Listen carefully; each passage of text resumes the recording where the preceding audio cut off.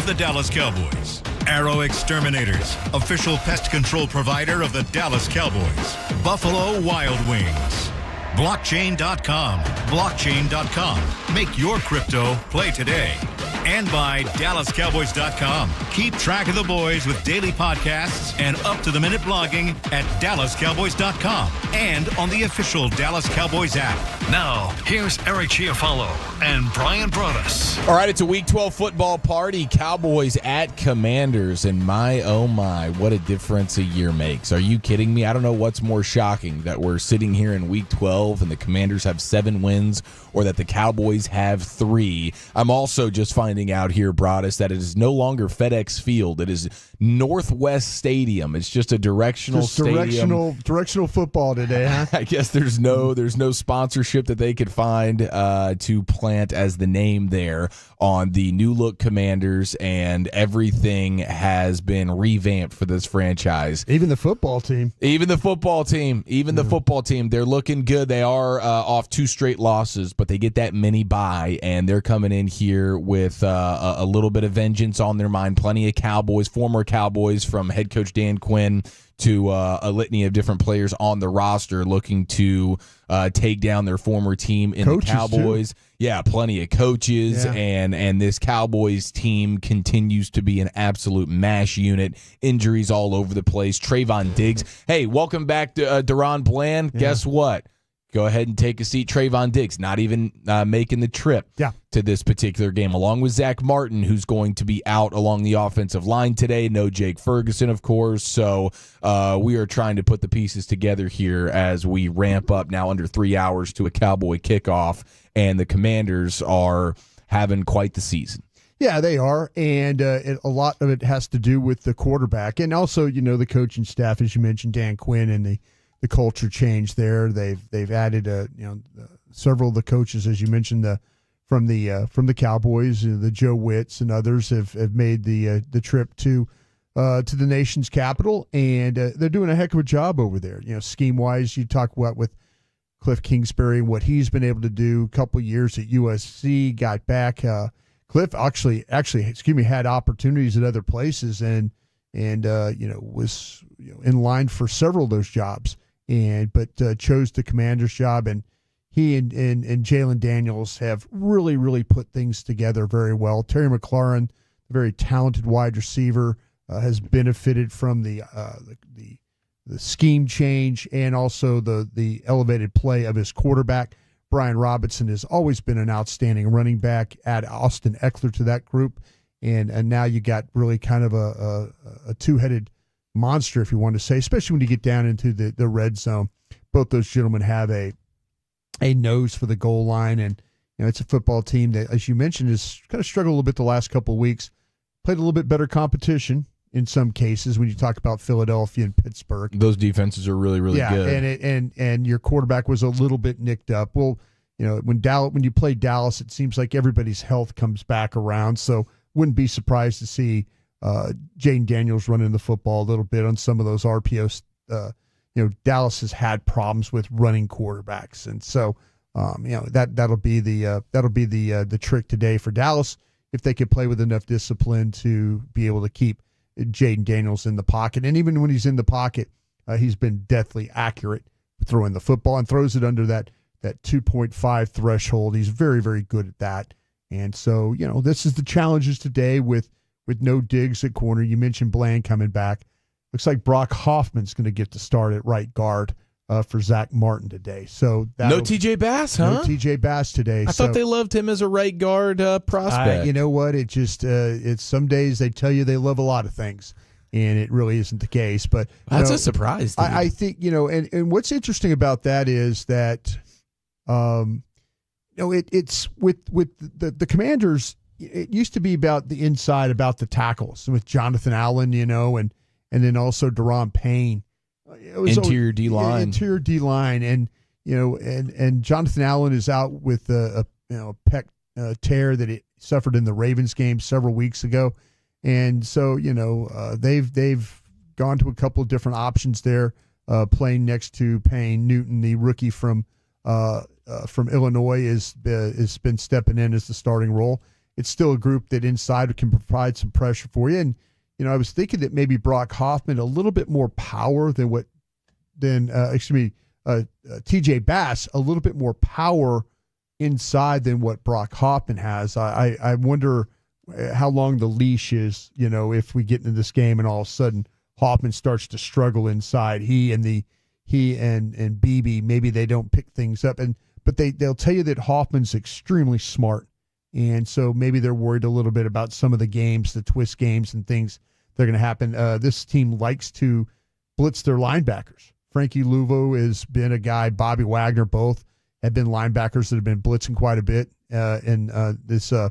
since week 5. I think only the Lions have blitzed more than what the Commanders have done. So it'll be a challenge on both ends of the spectrum here for the Cowboys. Yeah, no doubt about it. Shout out to Daniel and Forney, 469, texting in here, as well as Brett in the 469 as well, calling Washington winning by 20-plus points. He's thinking 31-9. The Cowboy confidence not super high right now. And it's understandable. This offense is it's tough to watch at times. It's very tough. And in anything, if you're those folks that believe in gambling and how that all goes, then you would the Commanders, I believe, are 10.5, 11-point favorites, something like that, maybe even more now, after they've kind of got some ideas about which way the injury report's going for the Cowboys. But yeah, Dallas' inability to sustain drives has really hurt them this year. Their inability to get into the red zone and finish. They've kicked a ton of field goals. Even with Dak Prescott, they were struggling offensively in a lot of different ways. Mike McCarthy came out this week, asked about possibly changing the play calling, changing play callers. He said absolutely not, and he doesn't think that way. So if you don't think that way, then, get ready for your, 13 to 16 points today, and that likely won't be enough. No, it will not be enough against an offense that has been mighty impressive. Very capable. Even against the Steelers where they lose, that's a really good Steeler defense, and they put up 27 points. Yeah. And so now getting Jayden Daniels a little bit more healthy, and again, they had that mini bye playing on the Thursday, and then the Cowboys on a short week, so the odds are stacked against them in a huge way. And you mentioned the injury stuff. They have activated Chuma Edoga, swing tackle there, veteran guy, so perhaps he will be active and ready to go. Marshawn Nealon, that'll help a little bit. Nealon, rookie D lineman who was coming on pretty nicely before he got banged up. He was, and the thing about Nealon coming out of Western Michigan was that he was a really good run defender, and the pass rush needed some work, and he was kind of coming along in that area. In Oxnard, you watched him in those scrimmages, you watched him in the preseason games, you watched him in some of the early season games. It was a matter of if he could get 1 or 2 sacks and kind of figure that out, like, oh, okay, this is how you attack the edge. Oh, this is how you dip the shoulder. Oh, this is how you go to where the quarterback is in the pocket. That's all he really needed, and he started to figure that out, and then he hurt his knee, and it's been kind of him and Britt Brown trying to get rehabbed, and hopefully the Commanders will allow you in a couple different areas to rush the passer. Brandon Coleman, the left tackle, I think it would be coaching malpractice, and I'm sure everybody's smiling as I say that, but it'd be coaching malpractice if you don't try and attack Brandon Coleman today for the Commanders. Rookie left tackle, TCU. Yeah, and he struggles with inside power, and any inside rush on him is set him up outside, and then take that thing inside as hard as you can, because he can't cut you off that way. Nick Allegretti, the guard next to him, is going to have his hands full, potentially with Osa or somebody like that keep him occupied. Don't let him give Coleman any help on that outside there. But the quickest way to get to Jayden Daniels today would be to attack that inside shoulder of that tackle. If they do, I think they'll have some success. Well, they have, since getting Micah back and getting a little bit healthier there in the front seven to some extent, having the Micah and Overshown blitz packages, Zimmer dialing it up a little bit. Yeah. I would imagine he'll have something for the rookie quarterback today. Yeah, I was a little surprised last week that they didn't really take advantage of some of the opportunities that they had. Micah Parsons only ended up with 1 tackle, and we kind of talked about that the struggles that the Texans had with their offensive line, especially inside. And the two tackles had given up pressure, just walking them straight back. Dallas really didn't get the pressure, on C.J. Stroud that I thought they would. So now you talk about, oh well, hey, they could do this and do that. They've got to play like they did against Philadelphia defensively if they have a chance in this football game. They really can't play like they did against the Texans. If they play like they did against the Texans, they'll lose this football game.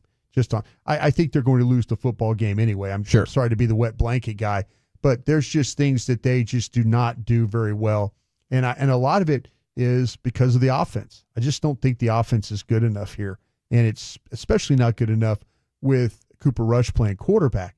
Now, if you put Trey Lance in there and started trying to run the football and create some designed runs with the quarterback, and the Commanders are not a good run defense. They struggle a little bit with that. They've given up more rushing first downs than the Cowboys have. Imagine that. Cowboys are not very good as a run defense, but here are the Commanders, allowing teams to just run the ball and get first downs. That's a hard thing to do in this league in this day and age, but the Commanders allow you to do it. I just don't know if Dallas will take advantage of that the way they should. Well, they have Cliff Kingsbury now as the offensive coordinator. We mentioned Jayden Daniels, a couple of guys on the offensive line. What has stood out to you? What's impressed you most about this Commander offense? Yeah, it's the quarterback, and that kid is from my school, is from LSU, so I knew about him. I knew about his mobility. I knew about his accuracy. I knew about his ability to stand in the pocket. He's very poised.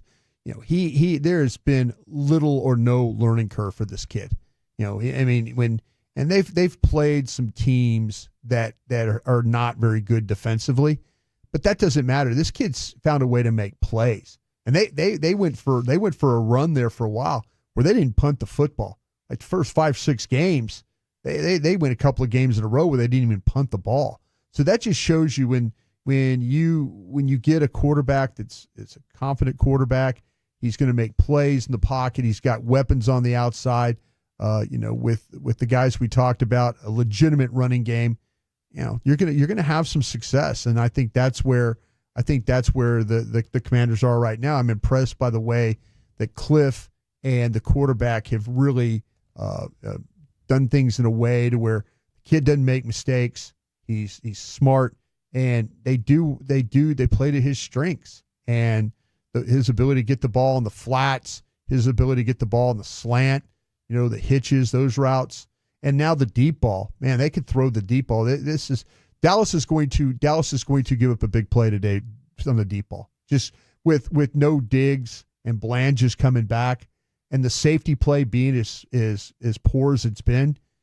I guarantee Dallas is going to give up a big play throwing the ball down the field. The Commanders have seen that. They're going to take a shot on that. Is that Terry McLaurin, or who's the playmaker that's doing Terry that? McLaurin, yeah. Or if it's the last play of the game, it's Noah Brown. Noah Brown. Yeah. Only touchdown Noah Brown has this year is the Hail Mary against Chicago. But, it's a team that's, like I say, it's struggled a little bit the last several weeks, but I think that's a little bit better competition of who they're playing. Yeah, quarterback being a little banged up, playing better competition, and you do have Dallas isn't better competition for them. No. This Dallas is, unfortunately, they are who they are. They're the get right game for all these teams that struggle with something. Boom, go ahead and work on it, and you'll get it figured out. Versus these Cowboys, what do you expect to be the plan? Do they just copy and paste from last week, where? From a secondary standpoint, now you just swap out Diggs and Bland. Are we doing the Josh Butler thing? Easy McQuamu? Do they have any more confidence in Kalen Carson? I mean, I wonder. At least you get Jordan Lewis back today. Yeah, I think what will happen is, and we'll see how this plays, just kind of getting the vibe it's going to be Butler over there that's going to take Diggs' spot. So we'll see. Izzy's the kind of guy. Izzy's played some in the nickel, but you got Lewis back. So that helps. It's Bland, Lewis, but likely Butler playing over there for Izzy. Me personally, I think I would put McQuamu over there, but they like Butler a little bit better. We'll see how that all plays out today. And the Commanders spread the ball around quite a bit, right? Yeah, they've got it's funny, Zach Ertz went to Arizona to die, NFL die. Yeah, I remember that. And he still has a pulse. Still has a pulse. He survived Arizona and moved on for another year with the Commanders here, and he's been their second most targeted player. And And, as he's getting targets, he's making receptions. He's going to catch the ball in that intermediate area, that 10 to 19 yard area, right in the middle of the field. He's not going to be a huge run after catch guy, but when this quarterback gets the ball out, like I said, he's almost an 80% accurate passer when that ball comes out before 2.5 seconds. That's what the metrics tells you. I mean, he is deadly accurate. And Zach Ertz and also Terry McLaurin have done a great job of putting themselves in position to make plays. So those are the guys you're going to have to worry about. You're going to have to worry about the receiver, the tight end, and I think you're going to have to worry about these runners too as far as catching the football. I think Austin Eckler a little bit more. Now, where Austin Eckler will struggle is as a blitz pickup guy. So if you could get a rusher on Austin Eckler, it tends to be a little bit of a struggle for him. So they want to throw him the ball more so than they want him as a pass blocker. All right, it's your Cowboys pregame show brought to you by Reliant and NRG Company. Just getting started here. Under 2 hours and 45 minutes to kick off Cowboys and Commanders. Let's get out to Northwest Stadium, Landover, Maryland. We'll welcome in Fox play-by-play voice Joe Davis. He'll be on the call today alongside our buddy Greg Olson. He joins us next, as well as some NFL news and notes around the league next here on The Fan. Dallas Cowboys fans know a thing or two about legacy, commitment, and loyalty. That's why Kohler is out.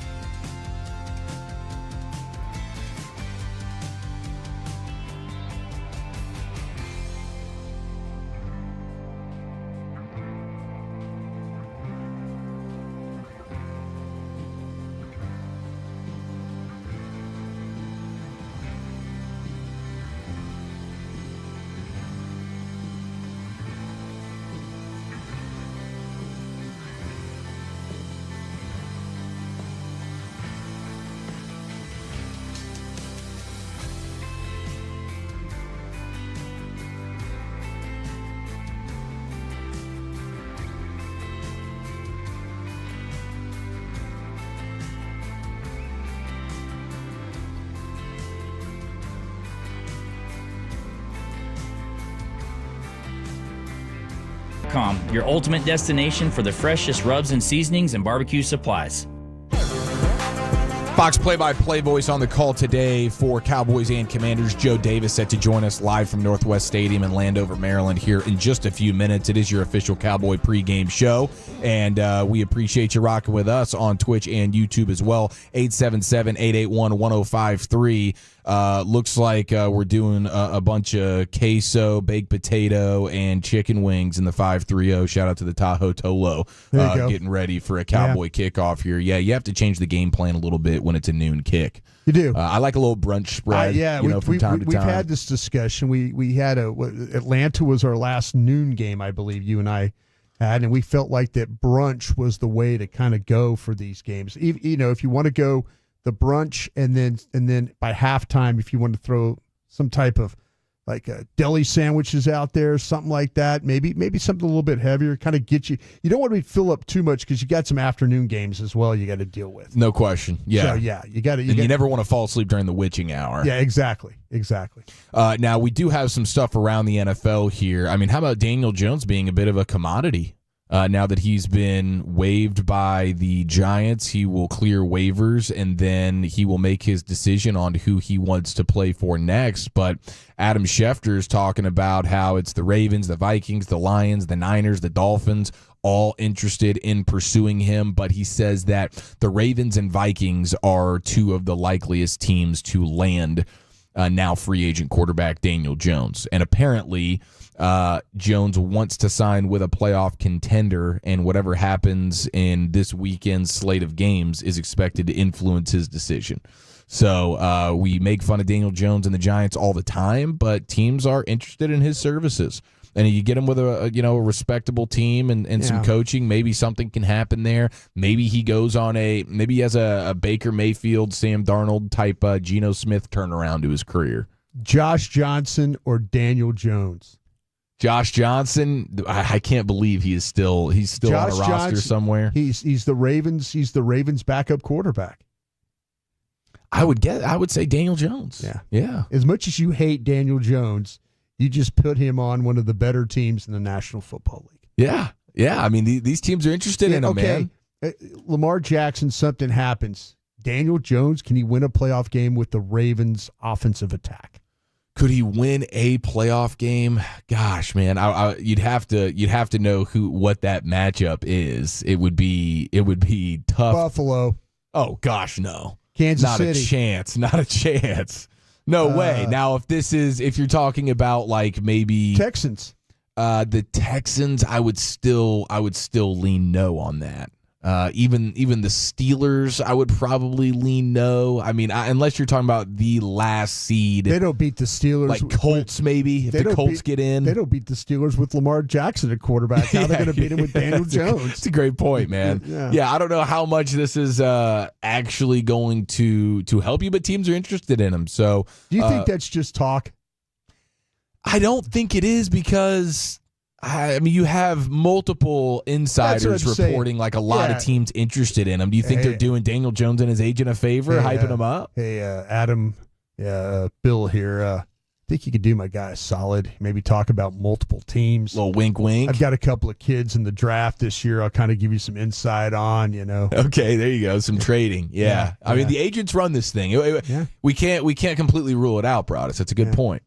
Now we also have. By the way, I just like to make a comment.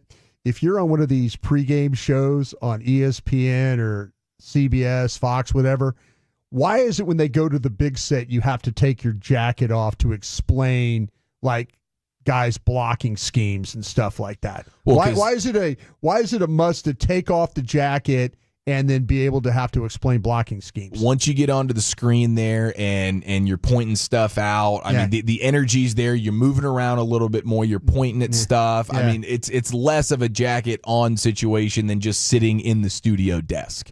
I think sometimes it's like, okay, now we're rolling up our sleeves and we're getting into the weeds here, X's and O's. Yeah. I might break a sweat here, okay, if I'm doing it right, because there's just a next level kind of energy. You're moving around. I like the look. We have Brewski and Alex Smith right now, both taking the suit jackets off, and look at him. He's got a vein in his neck. Look how hyped he is talking about the alley that just got created by the Jaguars' offensive line. Give me the jacket on where you're swinging around and the jacket's kind of moving and all that stuff like that. You prefer that? Yeah, like you're really kind of working. Instead, I never understood what I watched our center Kelsey the other day on Monday Night Football. Yeah, old Jason. He took off the jacket and the shirt, put on a T-shirt, no sleeves, and did a push-up contest with some Navy SEALs.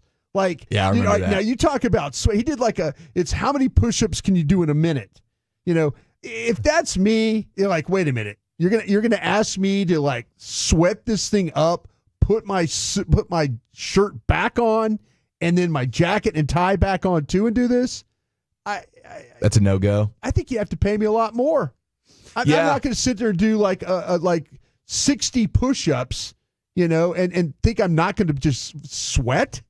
Come on now. You got to have the push-up bonus in line for me there. Yeah, you got to dangle that carrot a little bit. Yeah, if you're going to make me do push-ups for 60 seconds and sweat a lot, I think I need a bonus for that. But I never did quite understand taking off the jacket while you're on the set there. I mean, or you're trying to explain blocking schemes. I never got that one. These guys are getting after it, man. They are getting after it. 214 noon games always like to do some hot dogs, sausages, or some boudin.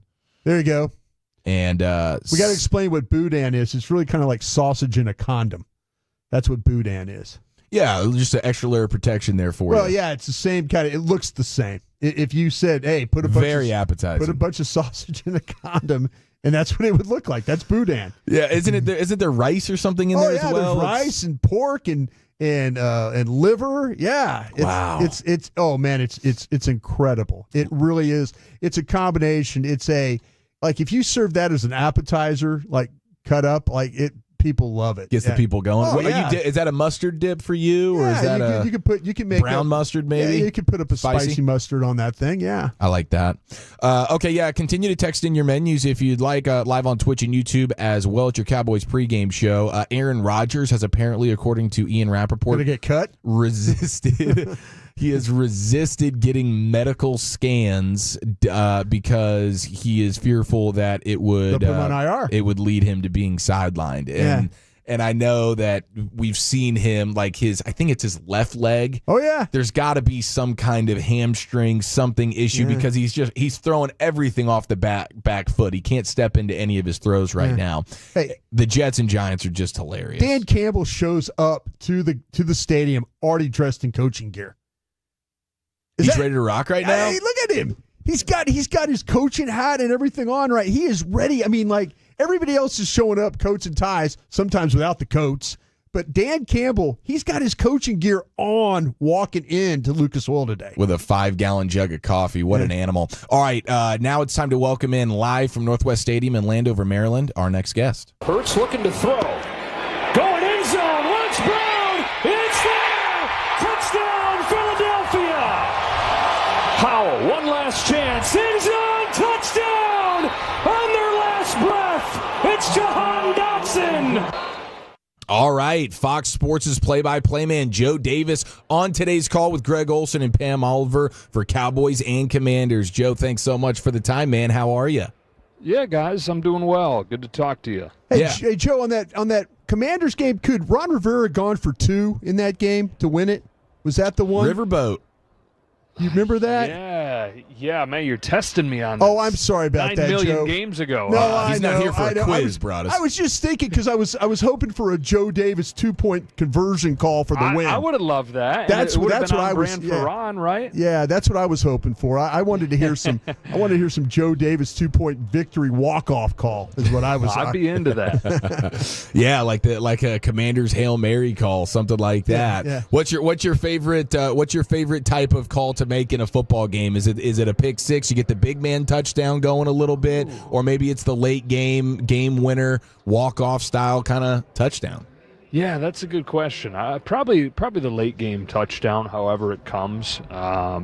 Probably a little, longer one. This is an easy. I guess that's a cop-out answer, like a longer, maybe not a Hail Mary, but with a couple minutes left, a long completion. Guy breaks a couple tackles, goes in to score. How about that? I love it. Joe Davis with us here on The Fan. Hey, Joe, are you amazed that field goal kickers are kicking field goals from like 68 yards and 69 yards nowadays? Jeez. Nice. Yeah, and it's like the amazing thing is that it's seemingly every week. From like every kicker. Yeah. Right? It's I mean, I know Aubrey kind of stands alone with what he does, which is saying something since everybody's doing it, but seems like everybody's got the leg to at least give it a shot. Yeah, get ready. Might be getting a 70-yard field goal today from our guy Brandon Aubrey. You just That's never our know. offense right now. That's pretty much our offense. Yeah. As you build the storylines out for this game, Joe, what's line number one? Well, I think from Washington's side, it's how good are they? Who are they? I had the 7-2 start, but their two worst games, especially offensively, that they're coming off of against two good teams, probably the two best defenses they've faced, Pittsburgh and Philadelphia. They've not looked the same. Jayden Daniels has not looked the same. So can they get back to what they have been doing before that? And the Cowboys, as you guys know as well as anybody, it's like, man, oh man, this has been brutal. And can they keep it close? And getting a little health. Just as they get a little bit healthier on defense, they lose another guy like Diggs. So, I don't know. You start to say, okay, they're getting some of these star players back. Maybe some more splash plays happen that you've gotten used to in recent years. But you take a step forward and then another step back, losing Diggs today. So, I don't know. I think the path forward remains the same. It's just, can they take it? Joe, do you feel like that, when you talk to people in the Cowboys front office or the coaching staff, players, do you feel like it's just kind of keep your head down and just keep going and trying to get to the end here? Or how, do you get any sense of real hope by the way they're talking to you? We sensed hope midweek when we talked to them because it was looking like they were going to get all these guys back. They're going to have Cooks back, and they were talking about how good he looked in practice, and you didn't figure Diggs was going to be a problem, and then he shows up on the injury report and doesn't travel, and then Cooks winds up eventually not being part of the equation either. So a lot of the optimism I think that they were gaining from the injury situation kind of dissipated once the final word came down. Yeah, chatting with McCarthy and company. Is it Cooper Rush? Is it usually coach and quarterback? Is that usually kind of the standard of who you chat with before a game? Yeah, we usually get maybe one other coach and one other player, but we definitely talked to both those guys this week. And Dan Quinn, of course, with the making his way back first game versus the Cowboys after being the defensive coordinator for many years. And it's like, gosh, how many different former Cowboys are on this roster? That's probably been a huge talking point, and everybody's ready to rally around Dan for this one. Yeah, for sure. There's a lot of those connections and former Cowboys that are having great years. You look on defense, and it's like, man, how much would the Cowboys like to have Fowler with the year he's having or Armstrong with the year he's having? So stable over there at the other end. I mean, these are a bunch of guys who are having great years for the Commanders, and it's impressive what they've done, not just with the former Cowboys that they've brought over, but this is like an entirely new team, especially on defense, and for them to put it together the way they have this quickly, I think it's a testament to Dan Quinn. Hey, Joe, I was going to ask you that about, because you've covered these teams for a while now, but do you get a real sense of a change of the entire operation? And I'm not, I say that everybody uses the word toxics and things like that, but do you get a real sense that, hey, this thing is really, really heading in the right direction for them? Yeah, and it's amazing how, because when you consider how bad it's been, Sure. for how long it's been bad, you're looking at 2 decades, really, a 2-decade cold spell for Washington. Dan Quinn comes in. I think them getting off to a good start this year was huge because, of course, you're going to sell a culture, you're going to sell an identity, but for guys to really buy in and for the fan base to really buy in, what's got to happen? Well, you got to win games, and they got off to that great start, so I think there's momentum inside the building, there's momentum in the city, they're into the team again, and it's been so long since they've been able to say that. If you had to handicap how this potentially last month of the season is going to be, we kind of all feel like it's the Eagles and Commanders down the stretch. I know you have to be a little bit biased in the way you talk about it, but is there one team or one thing you can kind of point to that maybe the other has an advantage over the other going down the stretch? That's a good question. I think there's a shot that we're going to have that second game around Christmas here. Sure. So, it's something that we're looking at diving into more here. They obviously played last game, and back to what we talked about right at first here today, guys. I think there are some questions going into today. Okay, how good are the Commanders? These last 2 weeks, are those real? Are those the product of Daniels not being at full health? Are they the product of them not having full weeks of practice because of that? They've talked about that a lot. I think today it's a big day for the Commanders to probably reprove to themselves how good they are. I think everybody's asking externally, but there's got to be some questioning inside, do we need to be worried about what we've seen these last couple weeks? So that's a long way to say, going into that next Philly matchup, where are they going to be going into that? How feared are they going to be at that point? And I think in these next few weeks leading up to it, you're going to get a much better idea. Fox play-by-play voice Joe Davis with us here on The Fan. Do you get the feeling that Jayden Daniels is a little bit more healthy? It seems like he hadn't been running as much the last couple of weeks, but we're kind of thinking he might be taking off and scrambling today a little bit. Yeah, that's the sense that we get, that he, those first couple weeks especially, was feeling it, and the edict was do not run him. So the running numbers being down, that was partially him not being willing to scramble, but partially there weren't the design runs called. And then the other thing, not just what's happening on the field, but he couldn't practice full. Right. And then they had the short week going into the Philly game where they didn't have much practice as a team. And they're saying that him being a young quarterback still, they can't afford that. He can't afford to miss practice. They can't, as an offense, afford to lose the rhythm that comes from those daily reps in practice. So healthy, yes, and then benefiting from a full week of practice here, plus some, right, because they played on a Thursday last game. There's a lot of optimism that they will get back to what they were doing the first couple months. Well, speaking of practice, Joe, have you practiced the call for a Cowboys lineman to give up a sack fumble and then try to pick up the ball and run with it? Because I think there's a high probability that exact thing happens today. Oh, we're looking to go 3 for 3 on one of those there, Joe. We're trying to go for the hat trick. We're going for teaching reels that we can say what not to do when you get in that situation. Yeah, holy cow. I haven't practiced it yet, but maybe I should have, given the recent track record. How about the stadium name, Joe? Are you now that threw me off, Joe. I thought we were going to FedEx Field today. Me too. I'm looking around like, what even is that? Northwest Stadium. What is this? It's like where I'm from in mid-Michigan, we got places called Northwest Stadium, and they got train tracks running by them. But I don't know. This is directional stadium day here in the NFL. That's what we're playing at. well, as you go around the NFL, Joe, calling games, I mean, which stadiums do you like the most? Because this one has been kind of laughed at for many years, but now we can't point any fingers because we got sheets of metal falling from the heavens of our stadium. That's true. I love coming to your place. I've actually not done a Cowboys game at your place. I did the Big 12 championship game there when I was doing college football a few years ago, and it's spectacular. You know what I like that kind of got lost in the shuffle and the recent stadium boom is Las Vegas. I think Vegas is a great stadium. It's a really good broadcast booth. It's a good view. I'm excited. Next week I get to go to Minnesota for the first time. Haven't been in that stadium, but that looks spectacular. So I'm hoping that jumps near the top of the list. Yeah, we take pride in our AT&T Stadium press box food. I don't know how much you got to dig into that, Joe, but pretty top tier. Yeah. Yeah, how do you do any? Is there any booth eating? Do you do any halftime eating? We love the famous Al Michaels having a nice T-bone steak there at halftime. Just about every single game he calls. Yep, I can't say that I don't know how he does that. NFL halftimes are so fast. Yeah. I get a little something at halftime. No sides for him. He just goes straight steak. Well, Al doesn't eat veggies. Yeah, so. That's exactly right. No sides. Yeah. Correct. I get a little something in at halftime. My bigger meals are right after I talk to you guys, I'll go bro out and have some protein powder and peanut butter and make a little they got the protein powder, peanut butter, bananas up there, make a little homemade shake. Halftime, I'll nibble on whatever they got there, and then I'll get a bigger meal for that. The trips home back to L.A. from these East Coast games, they last 7 days, I swear. So I get multiple dinners on the way back.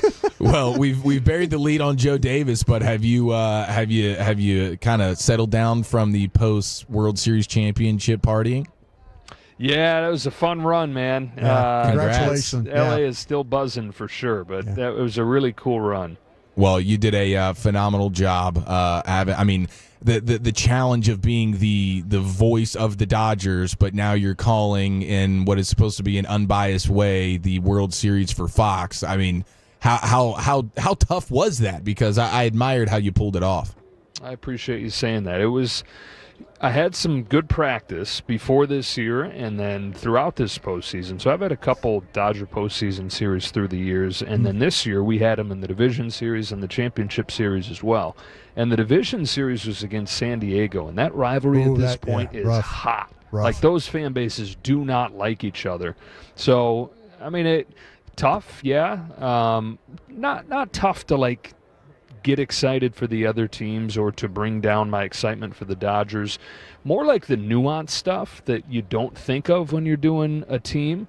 For example, like, I may call Kike Hernandez by his first name on a Dodger broadcast. I'm not going to do that on a national broadcast. So more just like that extra layer of the little things that you already got a lot to think about, when you're calling World Series games, and to add that little level of nuance into it, it was really fulfilling and exciting and everything, but it wasn't necessarily a fun stretch. It was gratifying and amazing to do, and I wish it would have kept going to 7 games, but part of me was happy when it finished up. Well, you're a super beast, man. We appreciate the time, and enjoy the game. We'll be watching. Okay, guys, good to talk to you. Happy Thanksgiving. You as well, sir. Yeah, have a happy holidays, man. There he goes, Joe Davis, Fox Sports play-by-play man, on the call today with our guy, Greg Olson. We love Greg. We love both those guys. Yeah, how about that? That was our first time interacting with Joe. Yeah. That was pretty good. Joe's I think we got off on the right foot. I think we're good. I think maybe he'll come back another time. Yeah, absolutely. Yeah, well, let's stick it out in Northwest Stadium there, the poorly named stadium of the Washington Commanders. We'll be out there for a while now. We'll go behind enemy lines coming up a little bit later. Of course, Christy Scales giving us the scoop, everything we need to know before kickoff. The voice of the Cowboys, Brad Sham, as well. But inside the Star we go with our Cowboys insider, Bobby Belt. Under 2 hours and 20 minutes to kickoff next right here on The Fan. I'm Darren Woodson, former Dallas Cowboy player and Super Bowl champion. When I played in the NFL at a high level, I relied on my vision to see the field. As I started getting older, I noticed my vision wasn't as good, and I was getting frustrated from wearing my glasses all day. I went to Laser Care Eye Center, and Dr. G talked about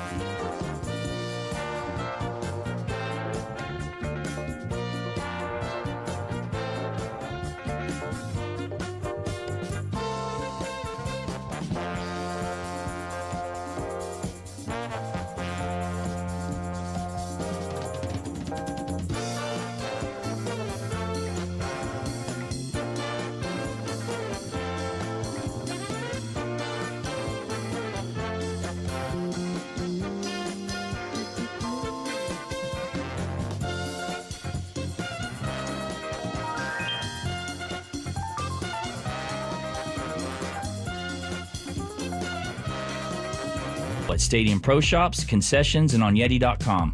Check it out today. Yeti, official cooler and drinkware of the Dallas Cowboys. All right, we're just over 2 hours to kick off Cowboys and Commanders. Let's go inside the Star, live from Landover, Maryland, and welcome in our Cowboys insider, Bobby Belt, live from Northwest Stadium. Bob, did you know this was Northwest Stadium? This was news to me. I thought we were still FedEx Field, bro. This threw me for a loop. I did discover that a couple weeks back because we were referencing somehow the name of a stadium had come up, and we were all trying to go like, which one is Northwest? And then we looked, and we're like, oh, that's the new name of Washington, I guess. And so I know it also burned Jeff Kolb over at Fox 4 that he had done his report, and he told me, he's like, yeah, I didn't know it changed. I did my hit the other night, and I called it FedEx Field. So still got some branding to do, I guess. Yeah, that's right. They're changing everything from top to bottom there with the Commanders. What a difference a year makes, dude. What stands out to you about this team as you studied it? Daniels, Cliff Kingsbury, this offense, they're rocking and rolling. Yeah, I mean, I think a big thing about this current makeup that Washington has is Cliff Kingsbury has been really, really good for the development of Jayden Daniels, which isn't too much of a surprise, I guess, because I know a lot of people felt like he was good for the development of Kyler Murray and that he had figured out a way to kind of use his skill set. Daniels obviously not the same quarterback in that sense as Kyler Murray, but somebody who's mobile and can make plays on the run. But I think that Cliff's been great for him. I think Cliff's reinventing himself or reinventing his run game concepts has been a big part of the success they've had. But, yeah, they run the ball well. Daniels has been very, very, steady and stealing nerves and does not look like a rookie. He looks like somebody who is completely in command of this offense. And so that's a credit to him, and it's also credit to Cliff Kingsbury for empowering him and getting him to that point. And then I think on the defensive side of the ball, they've got their struggles, and Dan Quinn, it looks very much like a Dan Quinn defense in terms of schematically, but you can tell he's not able to do everything he wants necessarily with some of the personnel that he has, especially in the secondary. But, they've gotten some really good contributions this year from, Frankie Louvu and Dante Fowler. They'll get at the passer with some of the stuff that they do. And so it'll be a challenge for Dallas today. I do think they've got an ability to potentially run the ball if they wanted to, if they really want to commit to it. That might be their best way of attacking Washington today. Yeah, I mean, the game plan should just be wherever Fowler is, just run the ball right at him. That should, based on what I remember him being with the star on his helmet, it was just a guy that loves to get upfield, even if it's 1st and 10. It's actually I was looking at some numbers this week of him on and off the field, and I don't know that it's stood out to me as not just drastic. It's not what it has been in the past. Like even Dorrance, who I think at times got washed out of run plays while he was here in Dallas, that hasn't happened as consistently here. And so I think a lot of their issues come with sort of what you've seen in the past from Dan Quinn defenses, which is they put such an emphasis on speed and attack, and you get guys sometimes who out are of position. They over pursue, yeah.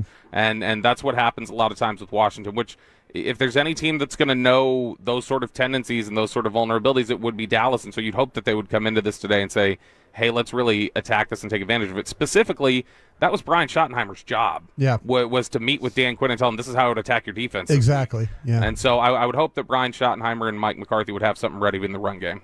Hey, Bobby, hearing whispers that Brock Hoffman's starting for Martin today. Don't know if you've heard anything like that, or where do you feel like that maybe that Brock Hoffman gives you a little bit more of an advantage over TJ Bass in this football game? So Bass obviously I think plays with more power. I think they like him on the right side. I just know that Mike Solari is such a fan of Brock Hoffman. Yeah. And I think that Solari views Hoffman as a really advanced mental processor. And so I think a lot of, if you're talking about, Cooper Beebe at times, we've talked about this, whenever there's the twists, the stunts, the different games that the defensive line likes to play, that's kind of been the biggest issue for Cooper Beebe so far this season. And when you've got Zach Martin and Tyler Smith there kind of bracketing him, you can live with some of that. When you're putting in a guard next to him who, I think they want to put the best mental processor there. They want the highest IQ guy, and I think they feel like that's probably Hoffman. And so I would guess that that's a big part of what they're doing here, is that they look at it and say, hey, if we want to be able to, handle some of these things that DQ is going to throw at us with twists and other things like that. Like, I think that we need to have somebody there next to Cooper who we really trust with, the pre-snap IQ and some of the stuff, live in action. And so I think that's a big part of it, is just the mental processing aspect, because they really like the football intelligence from Brock Hoffman, and I think that was likely what led to the decision. It's our Cowboys insider Bobby Belt with us here on the Fan. The injuries continue to stack up. You get Bland back, and then Diggs goes and doesn't even make the trip because he's dealing with some issues. So you get Jordan Lewis back. Do you expect it to be another Josh Butler running out there in place of Diggs now? It's I think Mike Zimmer's shown a willingness whenever they've had some of these injuries crop up with the defensive backs, that he's shown a willingness to just mix and match till he finds what works.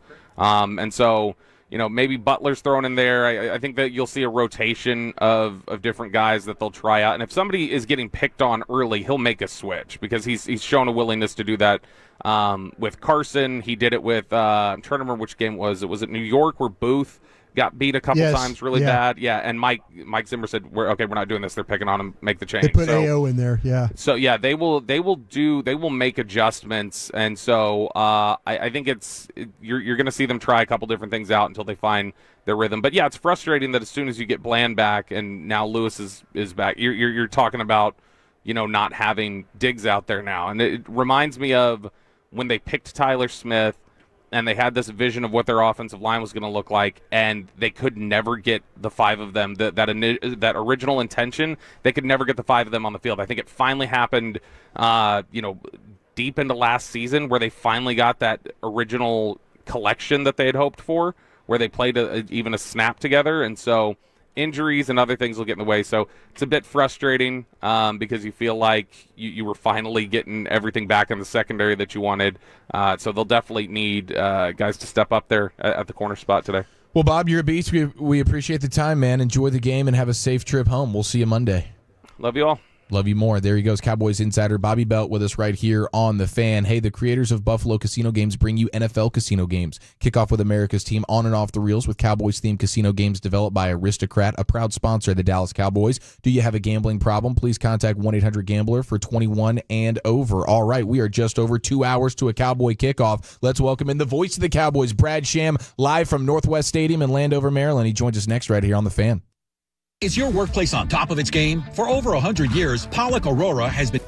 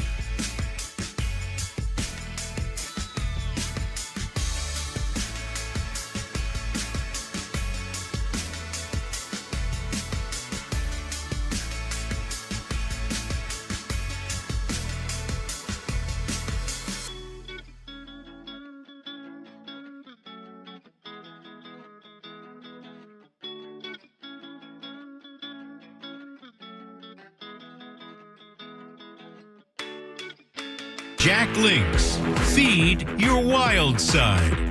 Volleman's Dairy, the official milk of the Dallas Cowboys.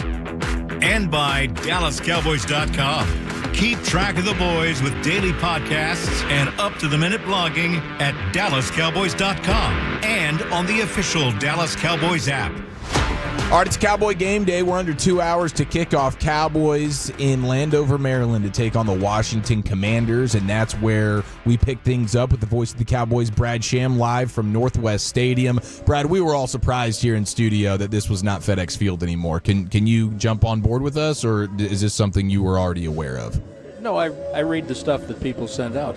Gotcha. See, that's the thing. See, me and Broaddus, our inability to read. At the beginning of the year. Yeah, absolutely. You're on top of things. So that doesn't mean, by the way, that does not mean I won't call it FedEx Field. Yes. There you go. Old habits die hard. Yeah. You have a fine bucket? Yeah, I mean, I was aware that was the case. I tell you what, Brad, I remember the first time I ever worked with you, I told you I was going to call that place in San Diego Jack Murphy Stadium. Right. And you looked at me and you said, go ahead. And Brad opened the broadcast. He's welcome to Colquhoun Stadium here, a beautiful night for football. And I'm like, Brad, Jack Murphy Stadium, one of my favorite stadiums I've I love it. Brad just kept on broadcasting. And it was Jack Murphy Stadium in my heart. Yeah, exactly. Just as it'll be FedEx Field in my heart today. Now, did you have fun around town last night, Brad? Is the weather good? Do you enjoy this trip? I stayed in. Nice. I knew I had to get up early to tape the head coach's pregame show, and there were some college football games I wanted to watch. Yeah. The weather it's really phenomenal right now. It was a little chilly when we came out and got on the bus this morning because the wind was blowing. But I mean, right now it's fantastic. It's in the low to mid 50s. I want to say it's the first time all year, Eric, that we've had football weather. But I'm reminded of when Jimmy Johnson was here. They played the Packers in Milwaukee one day. Yeah. And when they played in Milwaukee, both benches were on the same side of the field. Yeah. And so it was down the field before the game, and it was blustery. It was like October, maybe early November, but I think it was more like October. And it was blustery, and I was talking to Jimmy, and I said, boy, this is great football weather, isn't it? And he said, baloney, or words to that effect. He said, perfect football weather is sunny and 75. So I do understand the perspective, but this feels great. Brad, you mentioned you get up with Mike and all that and stuff like that, and I know you have an opportunity to visit with him as always, but just maybe overall, traveling with the guys, the team, everybody, attitude right now, things just not going the way they're meant to be, but here we are in the NFL. How do you determine the demeanor of the team right now with everything that's kind of happening? I mean, it's as good as it can be. I do think that they all know, including every coach, that they have brought a knife to a gunfight today. Yeah. They just don't have. I mean, you were talking to Bobby about why Brock Hoffman was going to play right guard. Right. But the biggest part of the reason is they think that T.J. Bass is going to play left guard. Yeah. Because Tyler Smith was really, really doubtful. They were supposed to do a fitness test on him pre-game. I just checked with Christy a few minutes ago, and she has not seen that yet. But so if you know that you're going into the game with Bass and Hoffman as your guards, and without Cooks and without Ferguson, let alone without Prescott, and I mean, you don't have to be a genius to avoid self-delusion. They know they're shorthanded. Now there are ways, as he said, there's always a path to victory. Yes. And so that will involve schematics. But Brian, they have available to play who they have available to play. Right. They didn't know during the week that Diggs wasn't going to be able to play. Yeah, me neither. And I'm told that he showed up yesterday morning and told the training staff, I don't think I can go. And so they didn't bring him because he didn't feel like he could play. And Bland's on a pitch count. Right. So you are going to have some Butler, and you're going to have some Keemon Hall, and they are they're down on Kalen Carson, so I don't know when he's going to play. Right. You're going to have Mukwamu probably playing both corner and slot, and so Wanye Thomas will play some slot when Mukwamu's playing corner. They can all. You're asking me about the mood.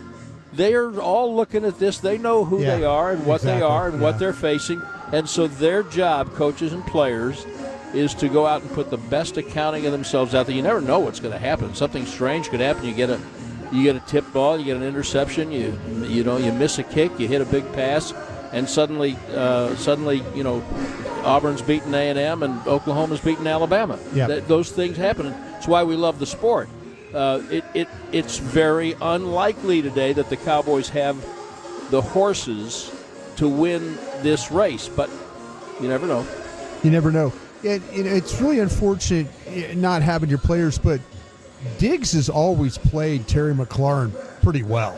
And that's and you look at the Commanders, and one of their main weapons is Scary Terry out there, running routes. So, I just you're right about their inability to have the horses to run the race today, I think. I mean, maybe you never know. Josh Butler or Keemon Hall played like 2 or 3 years with the Chargers. Right. The Cowboys got him during training camp on waivers from the 49ers. Maybe today's the day that he becomes Cinderella. Who knows? Brad Shane with us here on The Fan. What stands out to you after studying this Commanders team this week, Brad? Eric, I'm so impressed with the way they have taken advantage of the opportunity they have. The first thing is they had a ton of cap space. And the second thing is they hit on their quarterback, who, let's not forget, was not the first quarterback taken in the draft. He was not. He's just playing the best. But when they had so much cap space that not only did they bring over 5 players from the Cowboys, 3 of whom will be captains today. Dan apparently has brought with him McCarthy's rotating captain deal. But when you look at their roster and you see on the defensive side, now just think back to 2021 and some of the people that Quinn brought in. He discovered J-Ron Curse, made him a player. There was like guys who weren't really that great, but DeMonte KZ and a couple of those guys who he'd had in Atlanta, they knew his system. So they were able to spend money and get Bobby Wagner, who's a Hall of Famer.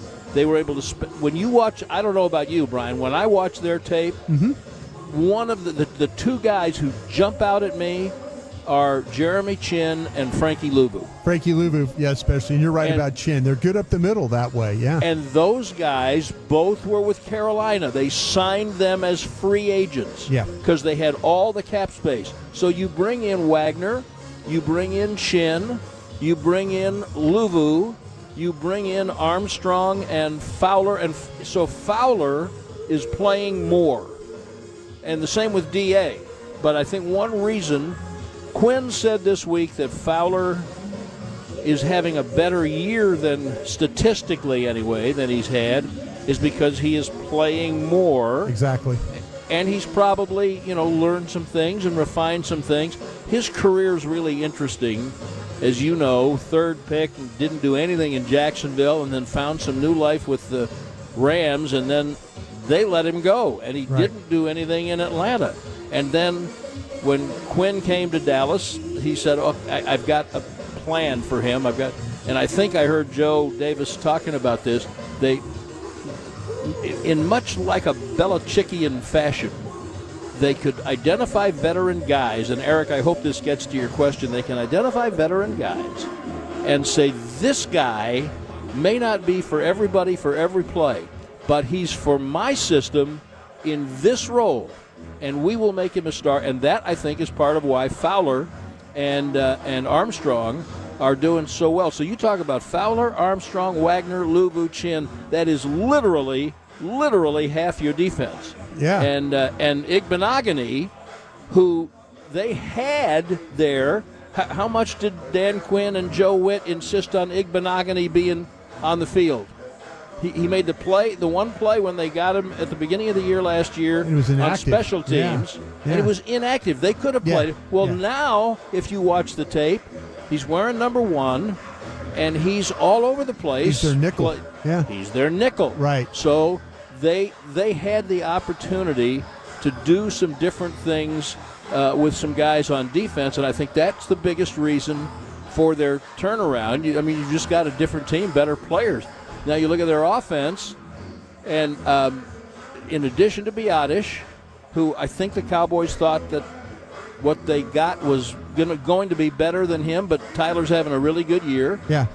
They've got two guys starting who won 2 Super Bowls each with the Chiefs. Andrew Wiley, one of them, yeah. Andrew Wiley and Nick Allegretti. Yeah. And I think one of the genius moves was the signing of Austin Eckler. Yes. Because Austin Eckler's probably been the best pass receiving back in the league for years. And watch the number of times today that they play Eckler and Robinson in the backfield together. And you don't know when Eckler's a running back, and you don't know when he's a wide receiver. And Kingsbury's doing a great job. Don't forget, when you look at Jayden Daniels is having a phenomenal year with the benefit, unlike a lot of these rookie quarterbacks, he's played a lot of football. Played, 3 years at Arizona State before he played 2 years at LSU. Right. And he played. And then, but if you look at, I just looked at Prescott's numbers in 2016. He threw 4 interceptions. Yes. And so now that wasn't Cliff Kingsbury, but I think that Jason was doing some of the same things, playing to also a defense and an offensive line. And so now they're not done. And they'd be the first ones to tell you, because when they get in the offseason, they're going to have to be places. There are going to be places where they are going to have to get better. But, Noah Brown is a functional player for them. Zach Ertz isn't what he was when he was with the Eagles, but he's a functional player. And they've got a couple they need another wide receiver, but, they've got enough to compete right now. So I just think that they were really good, Eric, at taking advantage of the opportunity they have, which included draft position and cap space. And they made a lot of good personnel decisions, enough to give them this kind of a first year, and then we'll see going forward how much they're able to build on it, but it's made them a dangerous team right away.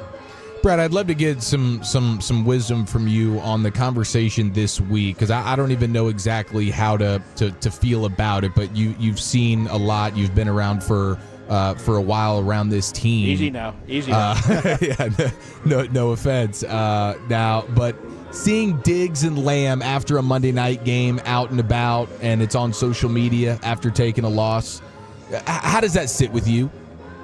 Well,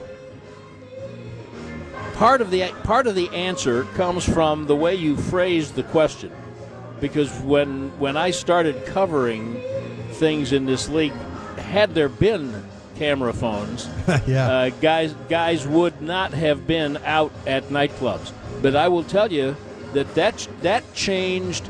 That's not this team this year. That changed in the league 25 or 30 years ago. Mm-hmm. And so there are some of us for whom that just doesn't look right. The optics are bad, and we might be the ones who need to change our thinking, because that's the way the world is. Yeah. So do you like seeing something that looks like they don't care? No, you don't. But on the other hand,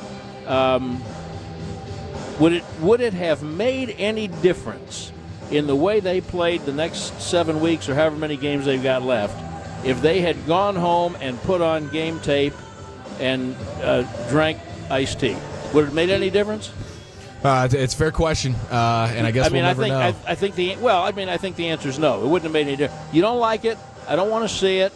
But, Eric, I'll tell you something. I think one problem this team is going to have in just being representative over the last 7 weeks is where's the leadership coming from? I mean, right. Let me just tell you, they are disappointed in Trayvon Diggs not being here today, having walked in yesterday morning and say, I can't go.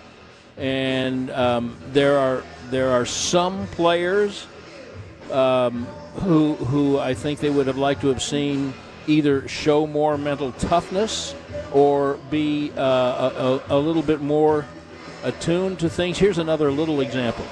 I asked McCarthy before we started recording this morning, hey, last week, if you had one more offensive line injury, would either Spanford or Schoonmaker have been a tackle? And he clearly had not given it any thought. And he said, yeah, maybe, but he said we weren't going to have another offensive line injury because we'd have made Guyton go back in. Okay.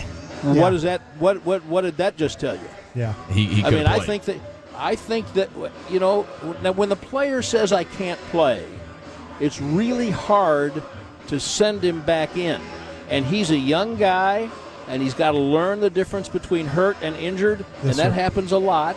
But I think they would like to see a little more toughness. They'll never say it, but I think they'd like to see a little more toughness from Tyler Guyton. I don't think this will happen, but I would love to see them in the last 2 or 3 weeks. See what happens if you put Richards at left tackle and Guyton at right tackle. Would Guyton feel any better about it? Because right tackle is what he played at Oklahoma. Yep. Guyton is the complete opposite of Jayden Daniels. You know, Guyton hadn't played a lot of football in college. And so he's this left tackle and long season and not doing well. This is new news to him.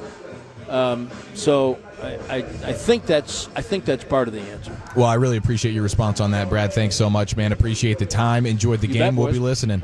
Have fun. Talk to you later. Yes, sir. There he goes. Voice of the Cowboys, Brad Sham, on a Cowboy game day. Still just over 90 minutes to kick off, and we're getting ready to go behind enemy lines with Bram Weinstein, Washington radio play-by-play man. And we'll hear from Rico Dowdle on the player profile, all coming up next right here on the official pregame party of America's team on 105.3 The Fan. Hey, y'all. Matt Pittman of Meat Church here.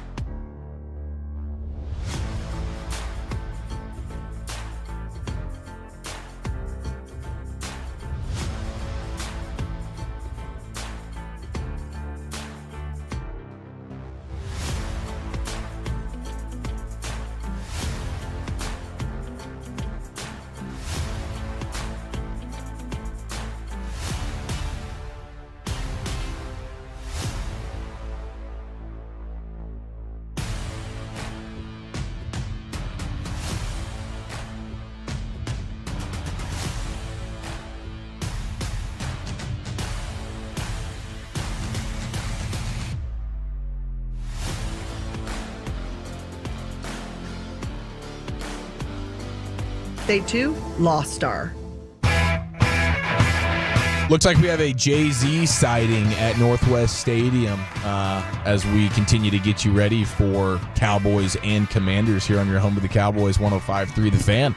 Look at that, man. America's team bringing out all the stars, even to Northwest Stadium, which I saw some photo evidence there from our guy Calvin Watkins, who was sarcastically taking pictures of unsightly things at the stadium and just saying how much he loves the stadium, as it looks like you can basically see into the air vents and whatnot, like in the ceilings and everything. I'm sure they cannot wait to just nuke that. I learned it used to be that the press box food, and I haven't been on a trip with them since 2015.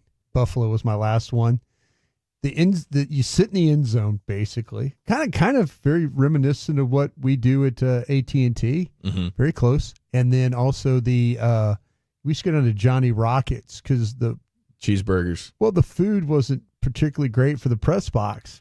You get like a box lunch, kind of a thing. And I'm not complaining about free food, but to me, it was just easier just to take the elevator down one flight and then go to Johnny Rockets, stand in line with other Commander fans. I love it. Grab a burger and then come back up and eat it. That's kind of what we were doing. Yeah, that's the move right there. That's a heady play. Yeah. All right, we'll go behind enemy lines with the voice of the Commanders, Bram Weinstein, here in just a few minutes. But right now it's time for today's player profile. Here's the three-time Hall of Famer Chris Arnold standing by with Cowboys running back Rico Dowdle. Rico Dowdle, you guys have a game today against the Washington Commanders. There's a team that Dan Quinn, you're familiar with his fine work, they've gravitated to him and playing his style of ball. Are you kind of used to what he does? Can you tell us a little bit about how the Cowboys offense have always looked at Dan Quinn and his defense? From an offensive perspective, man, when Q was here, everybody had a lot of respect for him, man, and it was always good going up against those guys in practice when we practice against them. He got a lot of stuff that he can throw at you, man, and like you said, the way he coach and how he react with his players, definitely a player's coach, and so I guess, like you said, they picked up on it, so I guess it's rubbing off on them guys over there. Well, I'm going to bring up ball security because I know that's what he does. He's all about the takeaway. So, right. I mean, you ready for all of that? Because you practiced against him for years. Right, yeah. That's one of the main things they harped on me. When he was here, we had a lot of takeaways, and like the past 2 or 3 years was up top of the NFL when he was here. But like I said, they harp on it, and that's something on the offensive side of the ball that we have to be ready for, and we'll be ready for it. You've been here a few years. People don't really realize it because you had a couple of injuries along the way. You get a chance to showcase what you can do, and I think a lot of people are impressed. Can you talk about the fact that you've been kind of low-key? I'm trying to figure out who's more low-key, you or Tony Pollard. Oh, man, I'm definitely more low-key, man, than Tony Pollard. But, this is my 5th year, and coming in, undrafted, and I was behind 2 really good players, Zeke and Tony, for a couple years, and then I finally got my opportunity, and it's paying off a little bit, so definitely more out there, and I'm looking forward to taking full advantage. Do you think the game plan is going to be more wide open, or do you think it's going to be a little bit more conservative? Just give us an idea what you think might happen. You don't have to give up the secrets. Oh, yeah, I'm not really sure about what's going to go on out there. Just looking forward to the game, and it's going to play out how it play out. And finally, on game day itself, do you do anything special? You have to listen to any kind of music or have to eat a certain breakfast? I mean, what do you do when you got a noon kickoff? So noon kickoff, game day itself, I really don't do nothing. I try and stay composed at all times, just treat it like a regular day, and I got a game. So I treat it like that. I'm going in, regular breakfast. I wouldn't say regular because I don't really eat a lot on game days. Don't want to be heavy, try and play at a certain weight. So other than that, pretty normal day for me. Just get ready to go out there and play ball. All right, Rico, appreciate it, man. Good luck this afternoon. Thank you. Have a good one. Thank you, CA. Now it's time to pop back out to Northwest Stadium in Landover, Maryland to welcome in our next guest. They bring 3. Daniels backing up. He's just going to have to let one fly. Goes to the right side. Steps away from the defenders. Gives himself some time. Now steps up, fires. Heads towards the end zone. It is...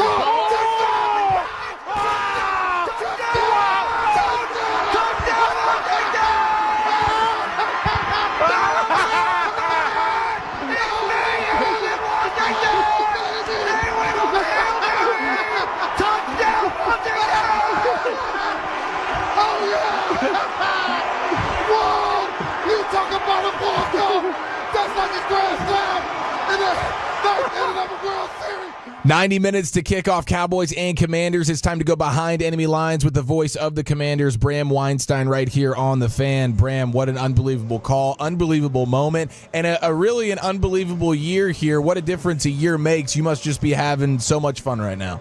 Yeah, that was an out-of-body experience. So thank you for letting me relive that. That was wild. It's funny, when it happened, we kind of looked at each other because, obviously we've been following this team forever, and we all looked at each other and went, has that ever happened before?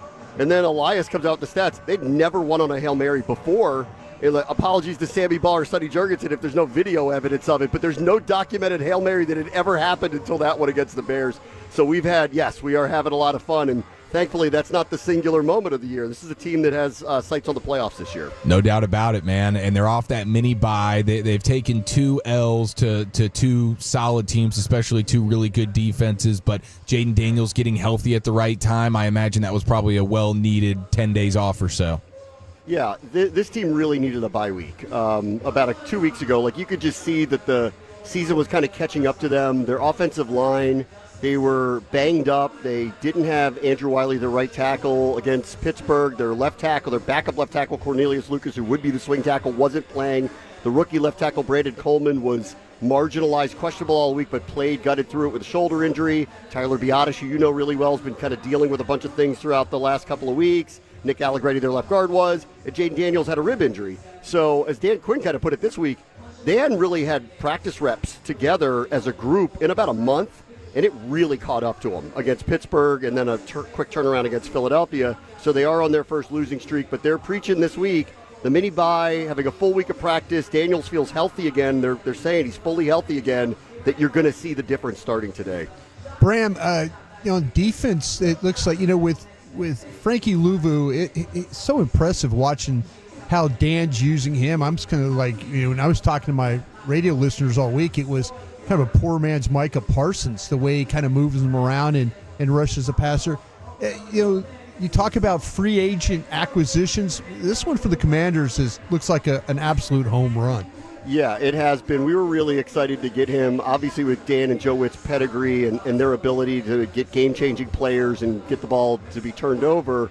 We were excited for him. He's a ball of energy. He's everywhere. He'll jump off the tape. If you watch him and you see him live today, you'll see he's everywhere. They move him around.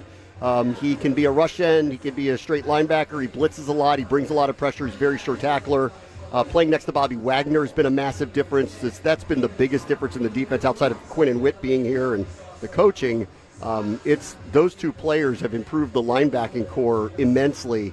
I thought somebody tweeted something like the day after they'd signed both of them, and someone wrote, what Dan Quinn and Adam Peters did in 4 days is something Ron Rivera couldn't do in 4 years. Yeah. And that they've really improved that core. It's been a big difference. Jeremy Chinn's addition here has been a big deal. This is a very new team. They got 30 new players on it. The fact that they're 7-4, new coach, new GM, and a completely overhauled roster, it's as good a start as you could have asked for. How are they getting around?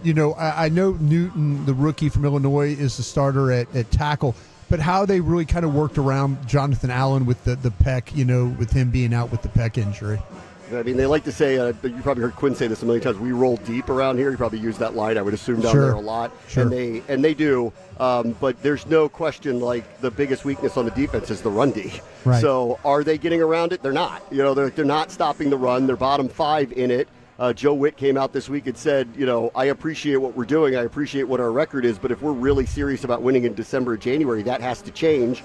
And in comes a team, as you well know, that doesn't run the ball very well. Right. So today's going to be a very telling tale. If they can't stop the Cowboys' rush offense, whose rush offense are they stopping? So I think there's some message ones. There's some message moments here today. It's a get-right game on offense for Washington as they've kind of just ebbed a little bit, I think mainly due to injuries. And then on defense, you're playing a team that doesn't specialize in running the ball. No. Can you stop it? Because you haven't stopped anybody. So let's see them do that today. Yeah. You're talking about a compromised offensive line with the Cowboys. So if you guys get out there and Dallas is hitting you guys for 4.5, 5 yards a shot, you should be worried. You should, yes, because Dallas won't commit to the run, even though that is a weakness. You're going to get Cooper Rush throwing the ball 40 times today. But that whole thing. I appreciate that they stick to it, but they're behind the sticks a lot. So so we're gonna find out what that is today. And Washington's pass defense, although no one sits there and thinks their strength is their corners or their secondary, their pass defense is top 10. I think it's mainly because people run the ball so effectively against them, and we are waiting for Marshawn Lattimore, who has not made his debut yet and will not today.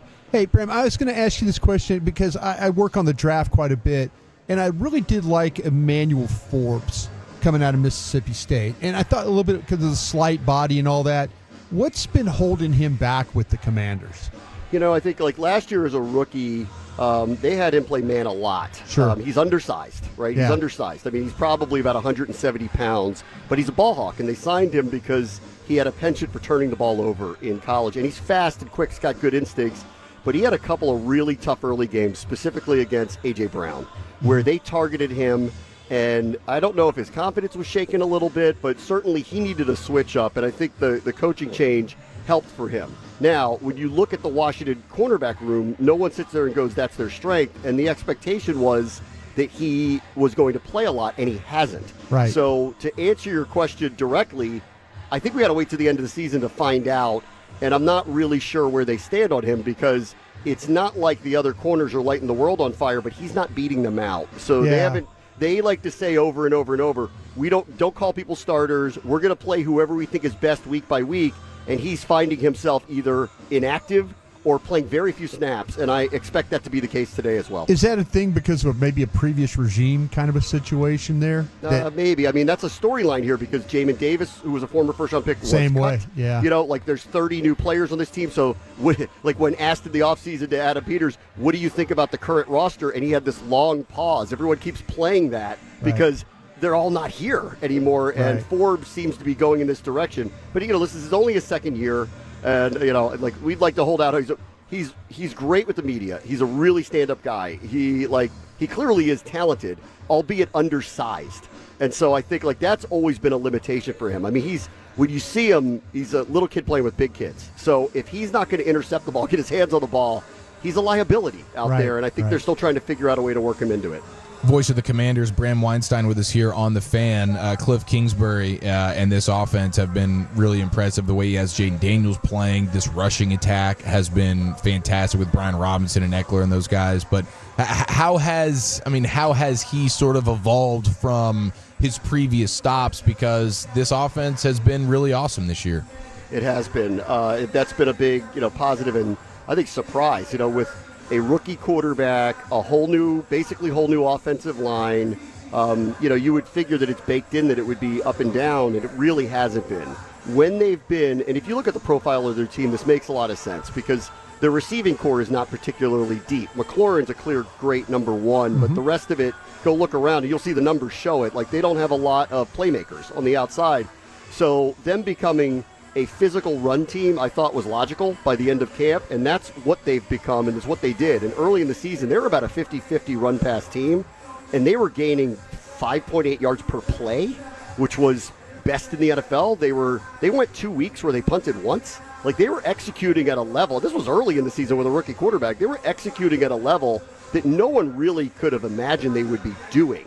Things have obviously ebbed and slowed down. I think a lot of it has to do with injuries, and they also got away from running the ball as much as they had in the past. And part of that was Brian Robinson had missed a couple of games. The offensive line, as I told you earlier, was a little beat up. And so they had to kind of go in a different direction. And then Daniels was bothered by a rib injury, and he wasn't running the ball nearly as much as he was in the past. He was rushing for about almost 60 yards a game. It's down to about 25 over the last few weeks. So him getting healthy, offensive line getting healthy, committing back to the run to the degree that they did, and I think you'll see a difference because they went from 6 yards per play to under 4 when they didn't run the ball the way that they have. I expect that today. I feel like this is a get-right game for the Washington rush offense. I expect them to run the ball 35, 40 times today.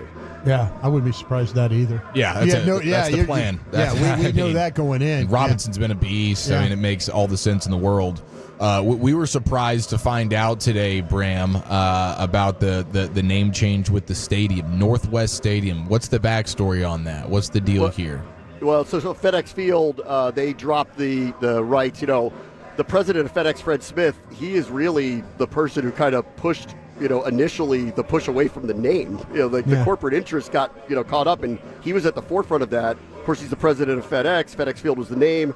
the naming rights, they were expiring anyway, and so they took the name off the stadium this year. So Northwest Federal Credit Union is the company. Okay. So they're a local credit union here, and they became the primary sponsor, put their name on the stadium. Yeah, we were thinking we were Directional Stadium is what we were thinking. I thought they were just we were just saying, let's throw out a direction, and that'll be our stadium today. Obviously, like we talk to the president of the bank all the time, and we're like, a lot of people don't know that it's your bank that people are talking about because they think it's just Northwest. And like, what is that, Northwest of Washington? Like, what are you referring to like when you do that? Hey, Brent, how's the vote, though? I don't mean to get into, for our listeners here, politics and stuff like that. But is there a possibility with the Commanders getting a new stadium? Is that still up in the air? With they're going to get a new stadium. The question is where. And there's a lot that's going to happen in the next few weeks, actually. Recently, I don't know how much in the weeds you want me to get into political machinations. Yeah, it was a stupid question by me. I'm sorry. I'll tell you very quickly. Yeah. In a Senate committee was a bill to turn over federal land, which is where RFK sits. That's been under federal control for eons. Gets leased to the city, and they haven't allowed for any new stadium to be built there. A bill just passed committee that will allow D.C. to have the right to, quote unquote, do what they want with the land, which would be, wink, wink, a new stadium for this team. Okay. It has to pass the Senate floor, and then it needs to be signed by the White House before the change of administration. So that has to happen in the next month. If it doesn't, the process starts all over again, and probably will never happen there. If it does, then I think Washington will start then negotiations with the city council, and I think they'll be back at RFK within 5 years. Wow. Boom. Bram Weinstein, voice of the Commanders. Thanks so much for the time, man, and enjoy the game today. Okay, thanks, guys. Yes, sir. Behind enemy lines here. What a difference a year makes, man. Political questions. Yeah, dude. I mean, when your football teams just, you're like, there's like, well, we're hearing word now. What enact Tyler Smith not playing today? That kind of. You can just hear the excitement in his voice. Oh no, he's ready. He said "get right" game like 3 times. I'm like, and what do you say? Usually these guys come on and we kind of like, yeah, sure, get right game. And I had no answer for him. I just know today. I'm gonna hope for the best. Maybe you get something happen weird like Brad Sham's talking about, and you find a way to get it done. But my expectations are very little for this game today. Yeah, same. Especially if that quarterback's healthy and is going to try and run the ball. Sure. It'll be a long one. Yeah, it'll be a long one. Just under an hour and 20 minutes to kick off. Let's look at this inactive list for the Cowboys. We get the scoop from Christy Scales, Cowboys sideline reporter, best in the business, and she joins us next live from Northwest Stadium in Landover, Maryland. Next right here on The Fan. Football season is here, but it's still hot.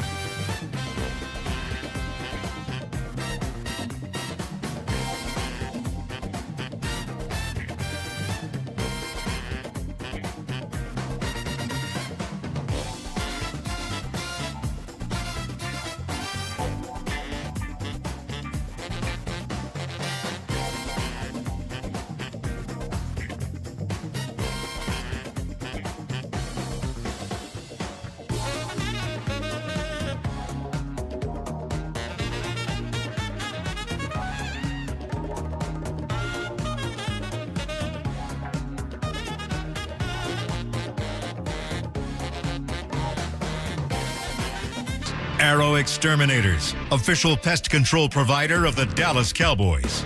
Buffalo Wild Wings. Blockchain.com. Blockchain.com. Make your crypto play today.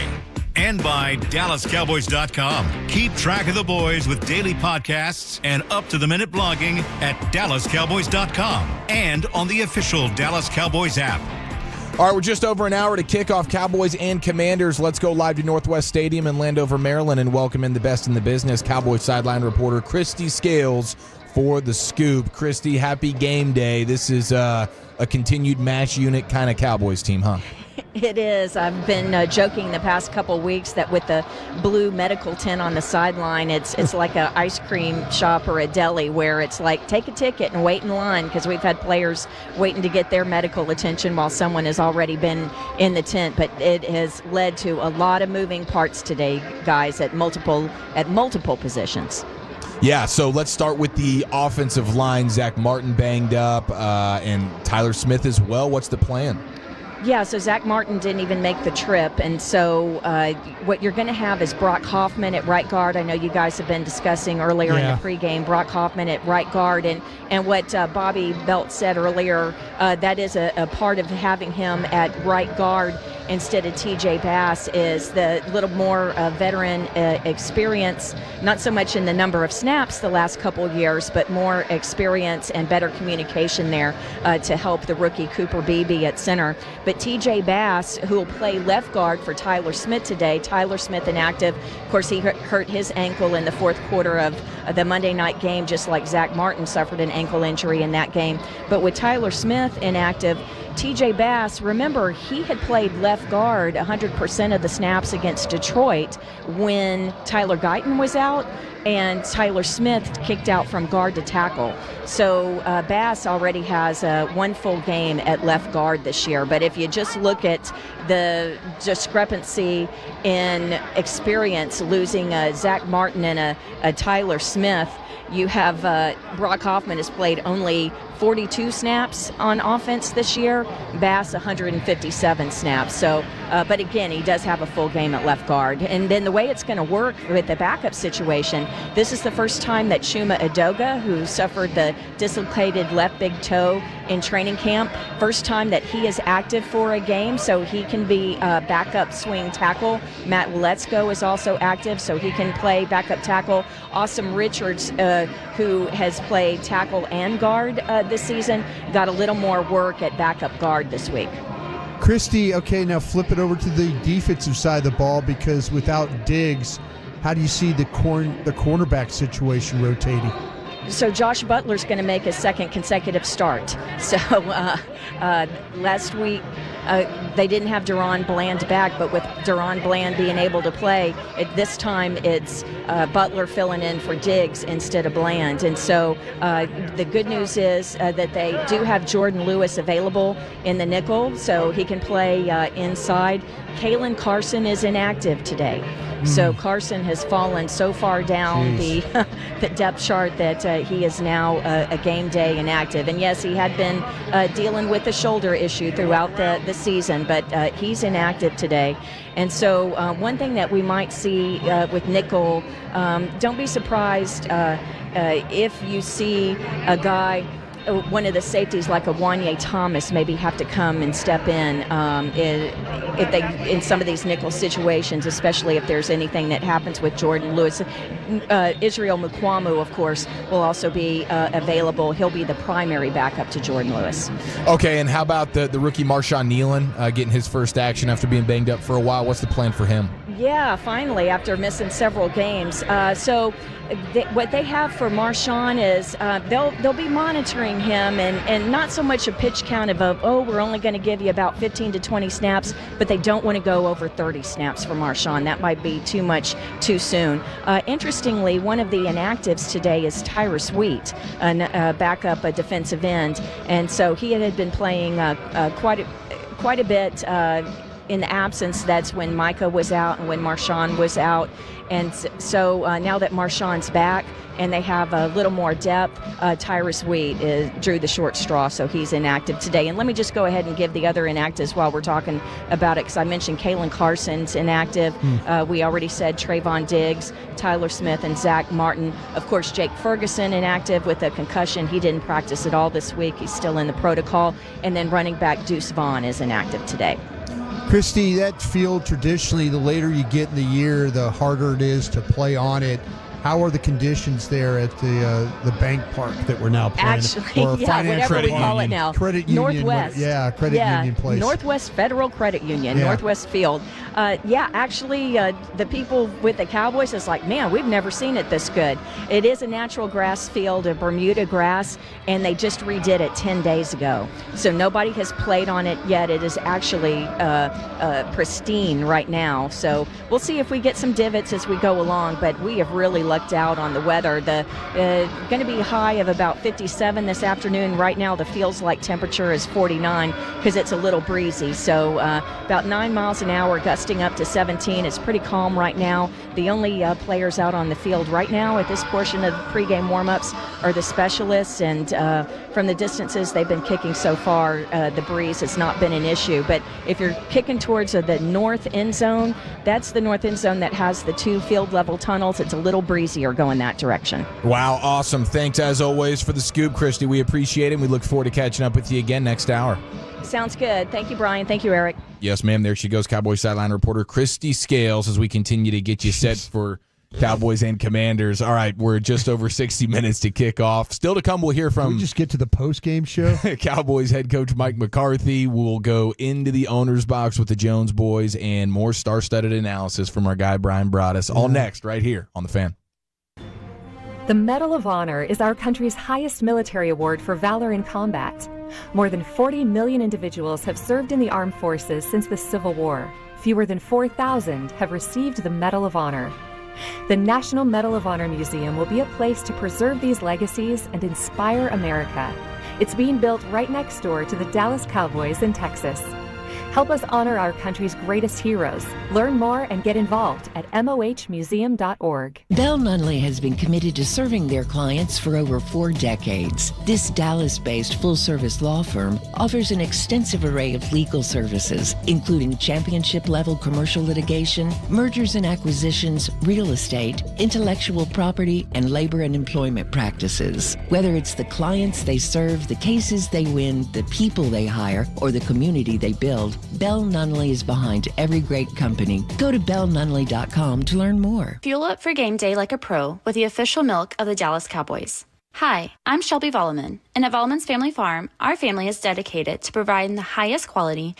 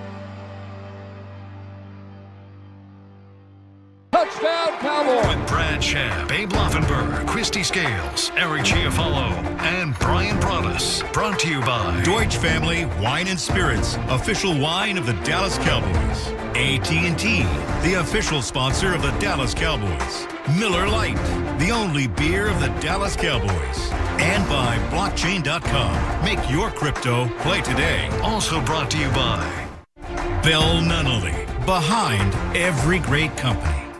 Jack Link's Beef Jerky. Jack Link's, feed your wild side. Volleman's Dairy, the official milk of the Dallas Cowboys. And by DallasCowboys.com. Keep track of the boys with daily podcasts and up-to-the-minute blogging at DallasCowboys.com and on the official Dallas Cowboys app. Now, here's Eric Chiofalo and Bryan Broaddus. Here we go, under 60 minutes to a Cowboy kickoff, Week 12 edition. Welcome into the official pregame party of America's team right here on the Dallas Cowboys radio network. And my goodness, what a difference a year makes. The Commanders sitting with 7 wins and the Cowboys with only 3 as we approach Thanksgiving football. I did not have that on the bingo card coming into the season here, Bryan Broaddus, but you, sir, a Super Bowl winning scout. You've scouted out this Commanders team. They have a couple of opportunities here to be taken advantage of, but the Cowboys are an absolute mash unit. I believe it's 7 starters in total that are out for the Cowboys today. It's going to be a mixed match on the offensive line. You got Diggs out. You welcome back Bland, but from top to bottom, it's just been a disastrous season, and now you go into Washington, a team who has had some extra rest on a week that you're going short after Monday Night Football. They've taken 2 losses in a row, have the Commanders, and now they're looking to get right versus these Cowboys. Yeah, you're right, and it's really unfortunate that the Cowboys don't have all their players available to them. I mean, we've seen games before where the Commanders have been in this situation where they're the team that comes into this Cowboys matchup usually banged up, poor record, reeling a little bit, but Dan Quinn has done a really, really nice job with his football team. The coaching staff has taken the players. Brad Sham mentioned he walked through all the additions that they've made, both offensively and defensively through free agency. They hit on their quarterback, it appears. We were talking with their play-by-play guy with Bram about it, and he was saying Bram Weinstein, right?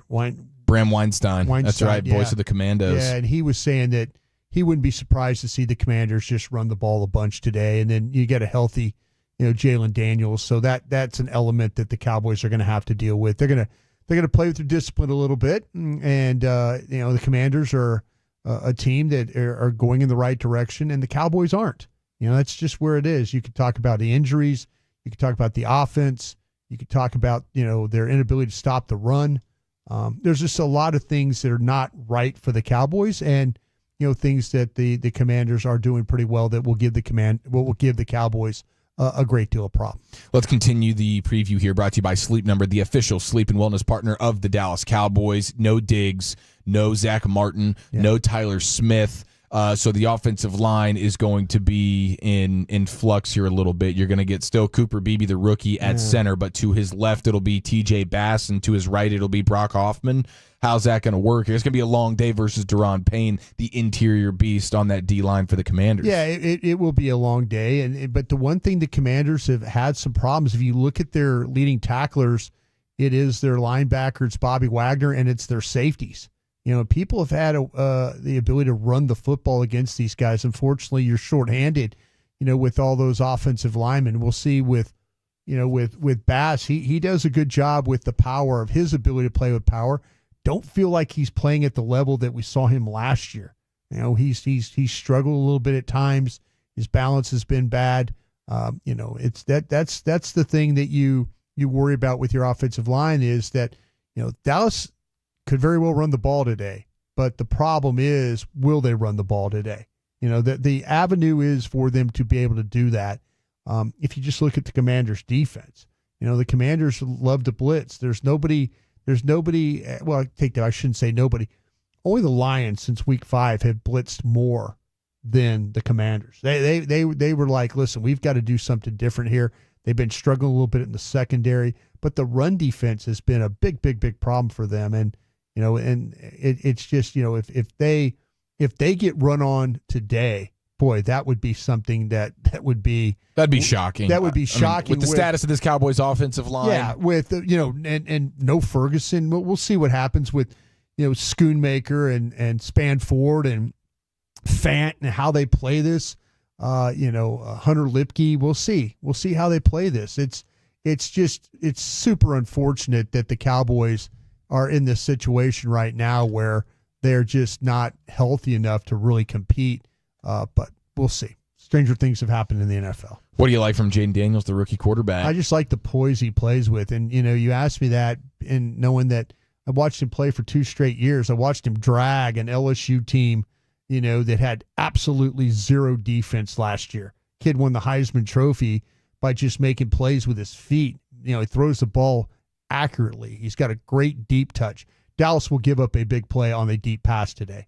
Mark my words for it. If you're into the betting line things or whatever, the parlays, Dallas will give up a deep pass today. This kid is he throws it right where it needs to be. Terry McLaurin over the years against the Cowboys has not had great games. A lot of it had to do with quarterback play. And the Commanders, they got that problem solved. They got that problem solved. They really, really do. This kid he's poised. He's very talented. He's mobile. He's a leader. All these things that you want in your quarterback, this kid brings. Cowboys will have their hands full today, no question, in Landover, Maryland. Northwest Stadium, no longer FedEx Field. Northwest Stadium is the site of today's action. We're now 53 minutes to kick off, and let's get you to the Coach's Corner. Brad Sham, voice of the Cowboys, standing by with Cowboys head coach Mike McCarthy. That's coming up next. You're listening to the Dallas Cowboys Radio Network. Hey, having a game plan to stay healthy this season shouldn't be.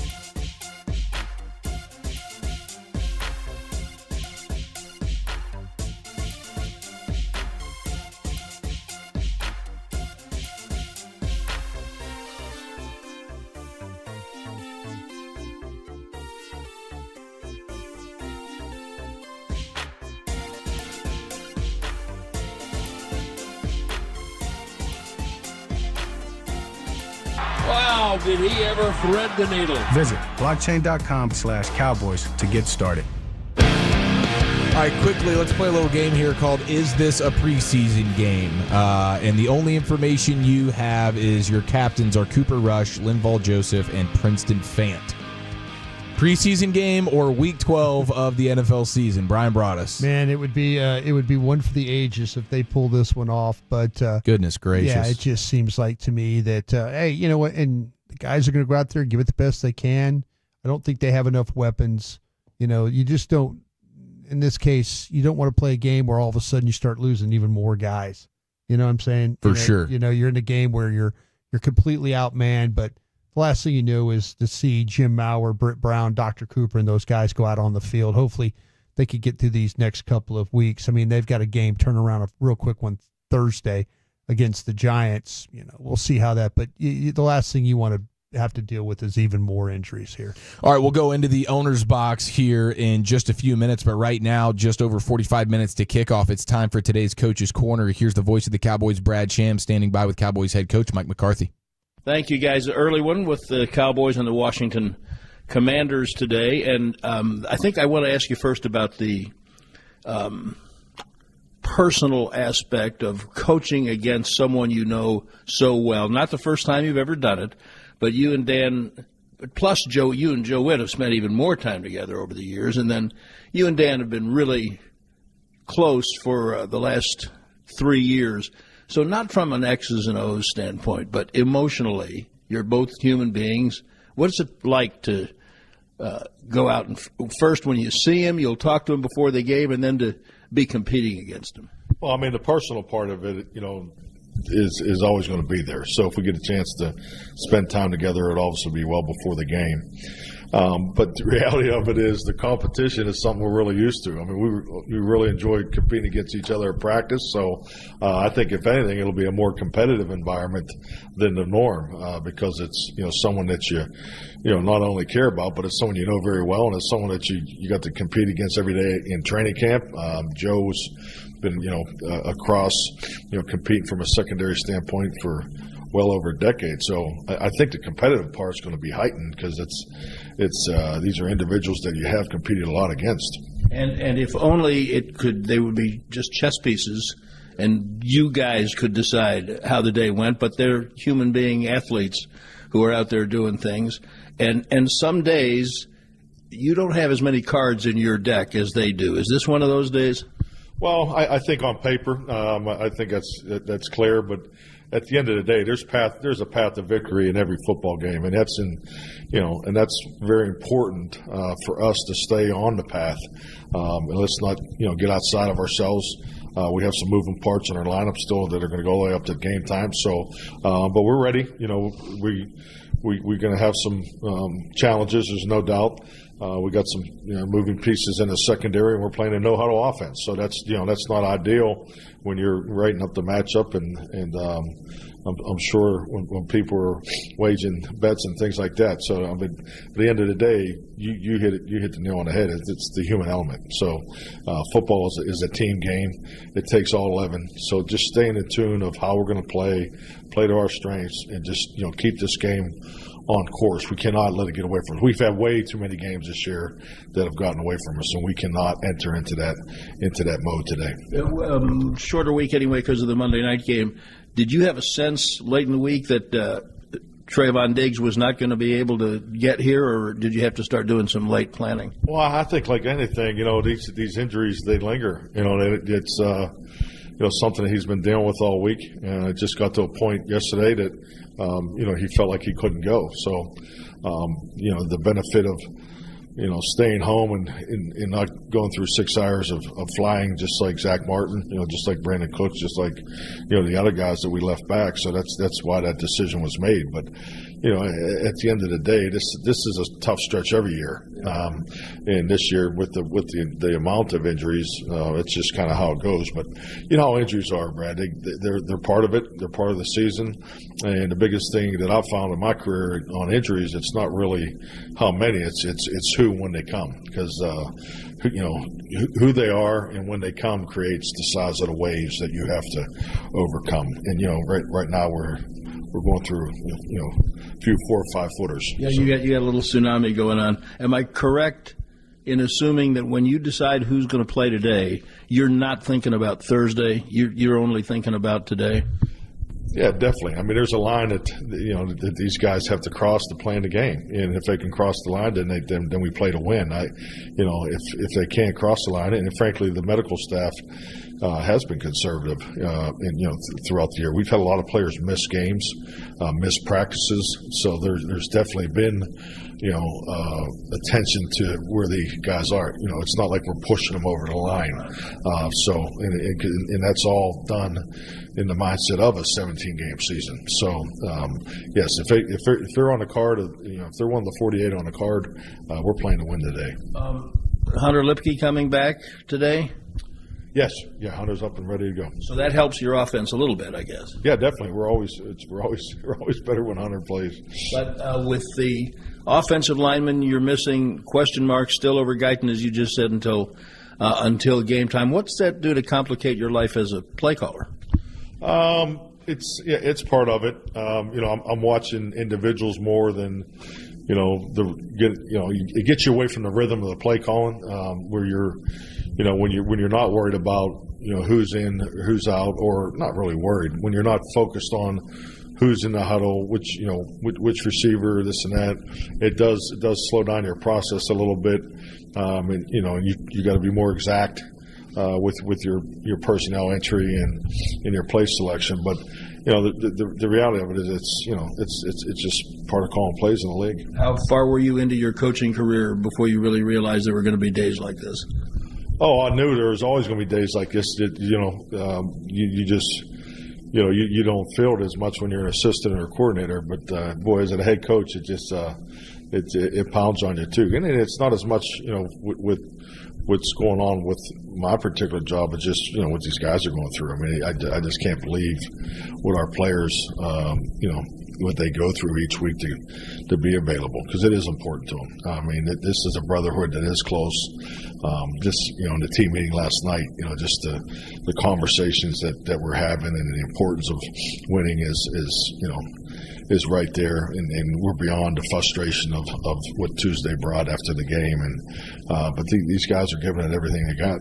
I appreciate the time. Thank you, Brad. All right, fellas, back to you. Thank you, Brad Sham. That's today's Coach's Corner, and we are under 40 minutes to kick off Cowboys at Commanders. Let's go into the owner's box, and we'll do that live from Northwest Stadium coming up here momentarily. Dallas Cowboys football will continue in a moment.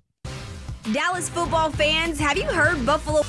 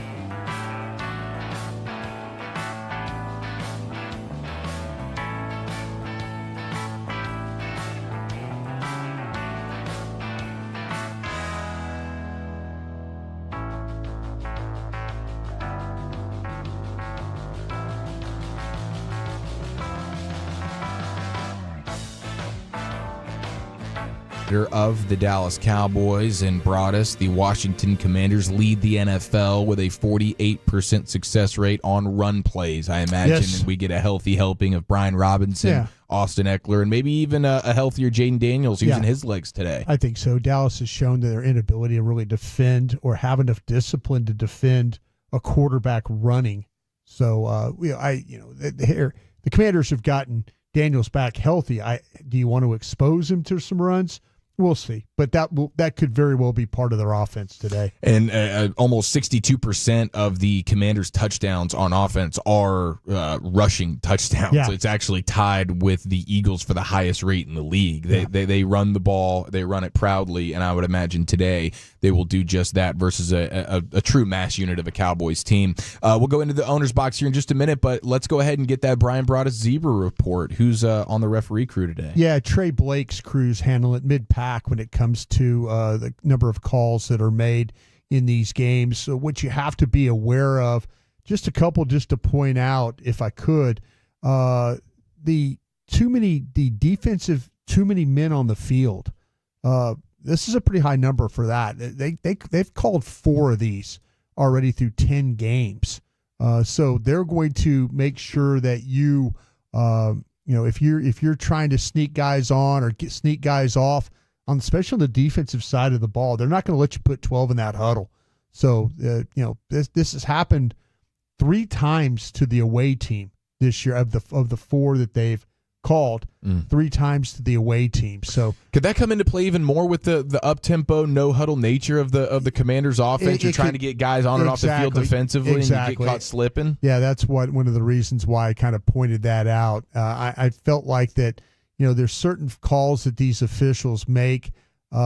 Defensive pass interference was another one. Unnecessary roughness, another one. These are the calls that kind of are defensive ones. Roughing the passer is one that they tend to have to kind of deal with here. So only 2 delay of the game penalties in 10. You always worry about that. They had a call here, an interesting one, that defensive delay of the game.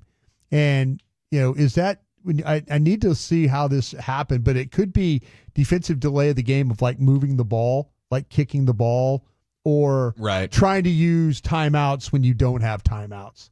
But yeah, Trey Blake, you just have to worry. Like I say, you're going to have to worry about the offensive holding, defensive pass interference, the unnecessary roughness, and the too many men on the field. They also get you for illegal formation.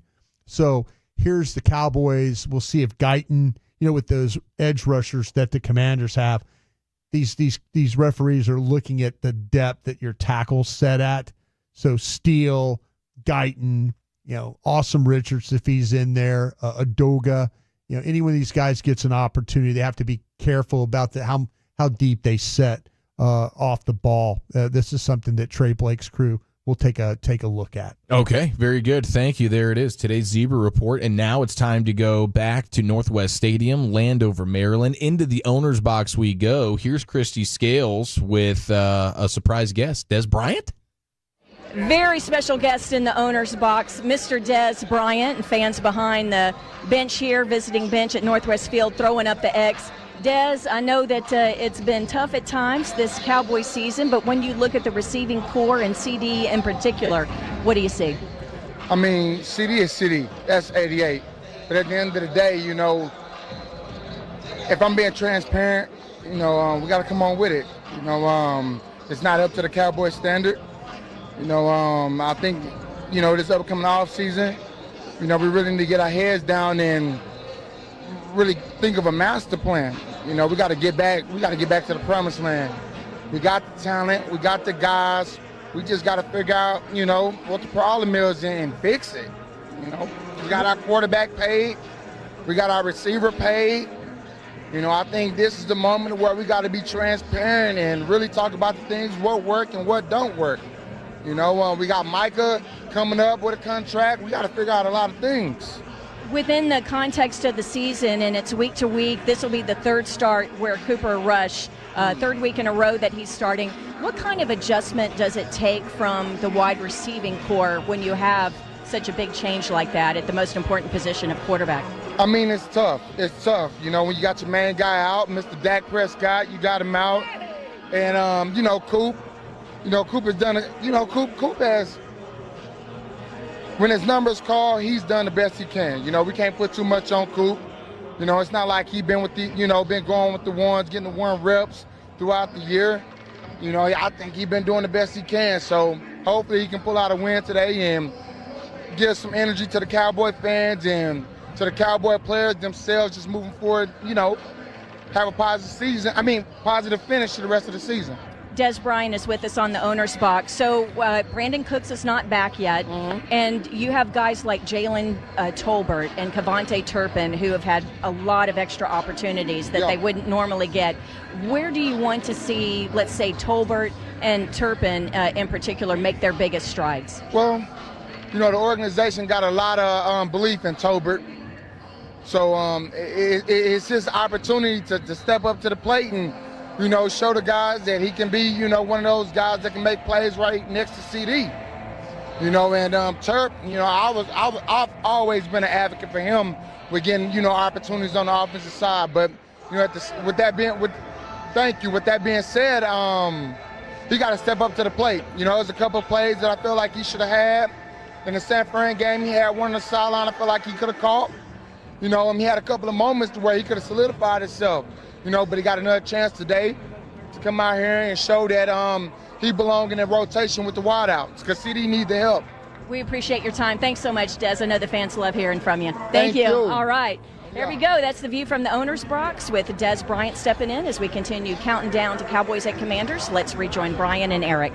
Thank you, Christy, and thank you, Des Bryant. Today's owner's box brought to you by Getty, the official cooler of the Dallas Cowboys and the Dallas Cowboys cheerleaders. Yeah, he's absolutely right. The word transparent that you need to, at the end of this, the autopsy needs when, the season's laying up on the table, you need to go in and really and look at every single aspect of the operation. And I know people out there, fans are out there, they will look at the aspect that the one thing that won't change is the doctors doing the autopsy are Jerry Jones and Stephen Jones with Will McClay. That won't change. So what else do you look at? The players, the coaches, the whole operation of it all. That's something that needs to be done. But it's always nice to hear from Des because, Des truly loves the Dallas Cowboys and you can hear it in his voice. He wants this team to be better, and he's absolutely right. It needs to play at a higher level, higher standard. They've had 3 straight 12-win seasons, but unfortunately the playoff things have gone wrong. All right, we're 26 minutes to kick off Cowboys and Commanders. Let's go inside the booth with Babe Laufenberg and get Christie's keys to the game. That's coming up next. You're listening to the Dallas Cowboys Radio Network. Miller Lite is brewed with great taste and only great taste. The Miller...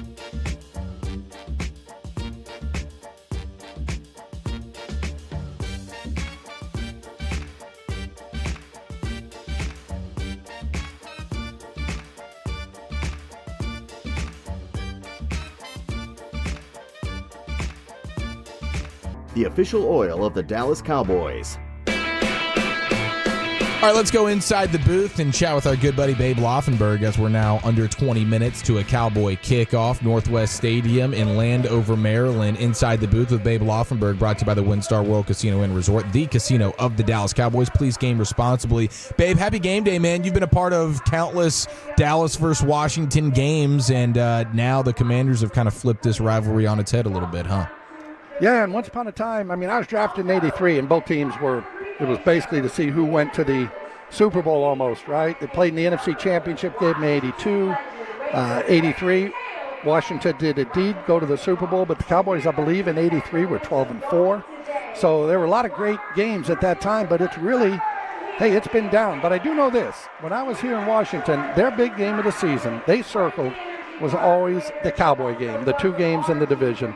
And I don't think anything has changed other than the fact that now, like you say, the script has been flipped. It's Dallas trying to keep up with Washington, and that hasn't been the case for the last decade. I kind of buried the lead there, Babe, but we've been all ears, excited for your Rudy review. I'm sure you really appreciated that one this week, huh? You know what? We have a short segment, so I'm going to do that on Thursday. Thanksgiving Day. Beautiful. Yes. All right. I look forward to that. Hey, what do you see from Jayden Daniels, babe? Boy, greatness. And, when he came out, I really liked him coming out. I'm actually going to post my analysis of Jayden Daniels here in a minute on @Babe Laufenberg on Twitter. But I don't think anybody could have foreseen him doing what he is doing. Just in the sense that no rookie quarterback really takes everybody by storm like that. The interesting thing is, to me, this Washington team is like Houston from last year, the Houston Texans, right? There was a downtrodden organization, not just team, organization, and all of a sudden they get the second pick in the draft, they get a new coach, and that quarterback, C.J. Stroud, and the new coach, DeMeco Ryans, energized the team, energized the city, energized everything. And the same thing has happened here. They got a new coach in Dan Quinn. They got a quarterback they also took with the second pick in the draft. And both those guys have energized the team and the city. I love it, babe. You're a beast. We appreciate the time, man. Enjoy the game. We'll be listening. Okay, thank you, guys. Yes, sir. There he goes, Babe Laufenberg. And now it's time to go on to the field, the beautiful grass there at Northwest Stadium, and welcome in Christy Scales for her keys to the game, brought to you by Pollock Aurora, proud supplier of the Dallas Cowboys. Christy, we had some Jay-Z sightings. I'm seeing clips of Jay-Z out there on the field pregame. Did you get a chance to say hello? Yeah, he was over in the Cowboy bench area, and it wasn't long before I spoke with Des Bryant for our owner's box interview, and I invited Jay-Z to jump on with us, and he very politely declined, so that was disappointing, but at least I can say I've spoken to him. And then I also gave him my notebook. I've been working on some bars, so I'm really excited that maybe with the next one, some of my stuff might actually make it. So we'll see. Get the Christy Scales feature. I like that. No, it's true. He was very kind and very nice, but it is, I tell you, Bay was talking about the resurgence of this Washington franchise, and it's been pretty moribund here the last several years that the Cowboys have played here, except for the Cowboys fans that have just dominated not just the lower level behind the Cowboys bench, but the entire stadium. And there is a great showing again by Cowboys fans, particularly this lower level behind the visiting bench. But it's just kind of from a holistic, from someone who enjoys football and remembers the greatness of the rivalry of Dallas and Washington going back to the 70s, Cliff and Charlie and Drew, and going against those guys, Billy Kilmer and everybody. So it's kind of nice to see that it's revved back up again. I love it. And the field conditions are outstanding today? Yes, so it's a Bermuda grass, natural grass, and this was installed just 10 days ago, and it is in pristine condition. And just talked with the specialist, Brian Anger and Brandon Aubrey. They say it's in great condition. It's in the mid-50s, a gorgeous day, a little bit breezy. It was gusty earlier, but milder now, and hopefully the wind won't be a factor. If it starts gusting later in the day, certainly I'll provide those updates from field level. And what's the biggest lineup change in your mind today? Plenty of injuries to go around. Oh my gosh, so many. But when you take out 2 Pro Bowl guards from your offensive line and replace it with 2 guys that don't have that much experience, it's missing Tyler Smith at left guard with TJ Bass filling in for him. And then without Zach Martin, you've got Brock Hoffman at right guard. So changes there. And then also at cornerback, Trayvon Diggs didn't make the trip yesterday, not on the charter. So without him here, you've got Josh Butler making his second NFL start. The good news is that Deron Bland is back, and he'll play his first action of the 2024 season. He's been sidelined since August with a stress fracture in his foot. Wonderful. Anything else we need to know before kickoff here, Christy? No, let's just get it rolling. Let's do it. Thank you so much. You're the best. We appreciate it. We'll be listening. Thank you, Eric. Thank you, Brian. There she goes, Cowboy sideline reporter Christy Scales right here on the Dallas Cowboys radio network. And now, Broaddus, it is prediction time. And, we didn't even realize just how injured this team was going to be by the time kickoff got here, as we were kind of talking shop throughout the week. But I am now going to make this a 34-9 Commanders win. Maybe they don't score as much because I expect them to run the ball a ton, and maybe that shortens the game a little bit. But, man, all the injuries on the offensive line, the Diggs stuff, Deron Bland, his first game back, you can't have too high expectations, and he's going to be on a pitch count. And everybody on that in that Commanders locker room is ready to rally around Dan Quinn and go win one for the Gippers. Absolutely. So, they're ready to 34-9. Yeah, they're ready to hand him the game ball afterwards. Owner will walk in and talk and give the ball. So that's what they're looking forward to. Yeah, I'm going to stick with what I had. Commanders 26, Dallas 60. A lot of Commander handoffs for 5, 6, 7 yards You're a pop. right. Though we got to the station this morning and started talking about this game. As far as we started to hear who was going to be available, your score's probably more closer to where it probably is going to be than what mine will be. Well, hopefully the boys can hang tough today. That'll do it for today's pregame show. Kickoff around the corner with Brad, Babe, and Christy. Make sure you stick around for the halftime and postgame show with Bryan Broaddus and Zach Wolchuk. Dallas Cowboys football will continue in a moment. Tom Thumb's new Drive Up and Go service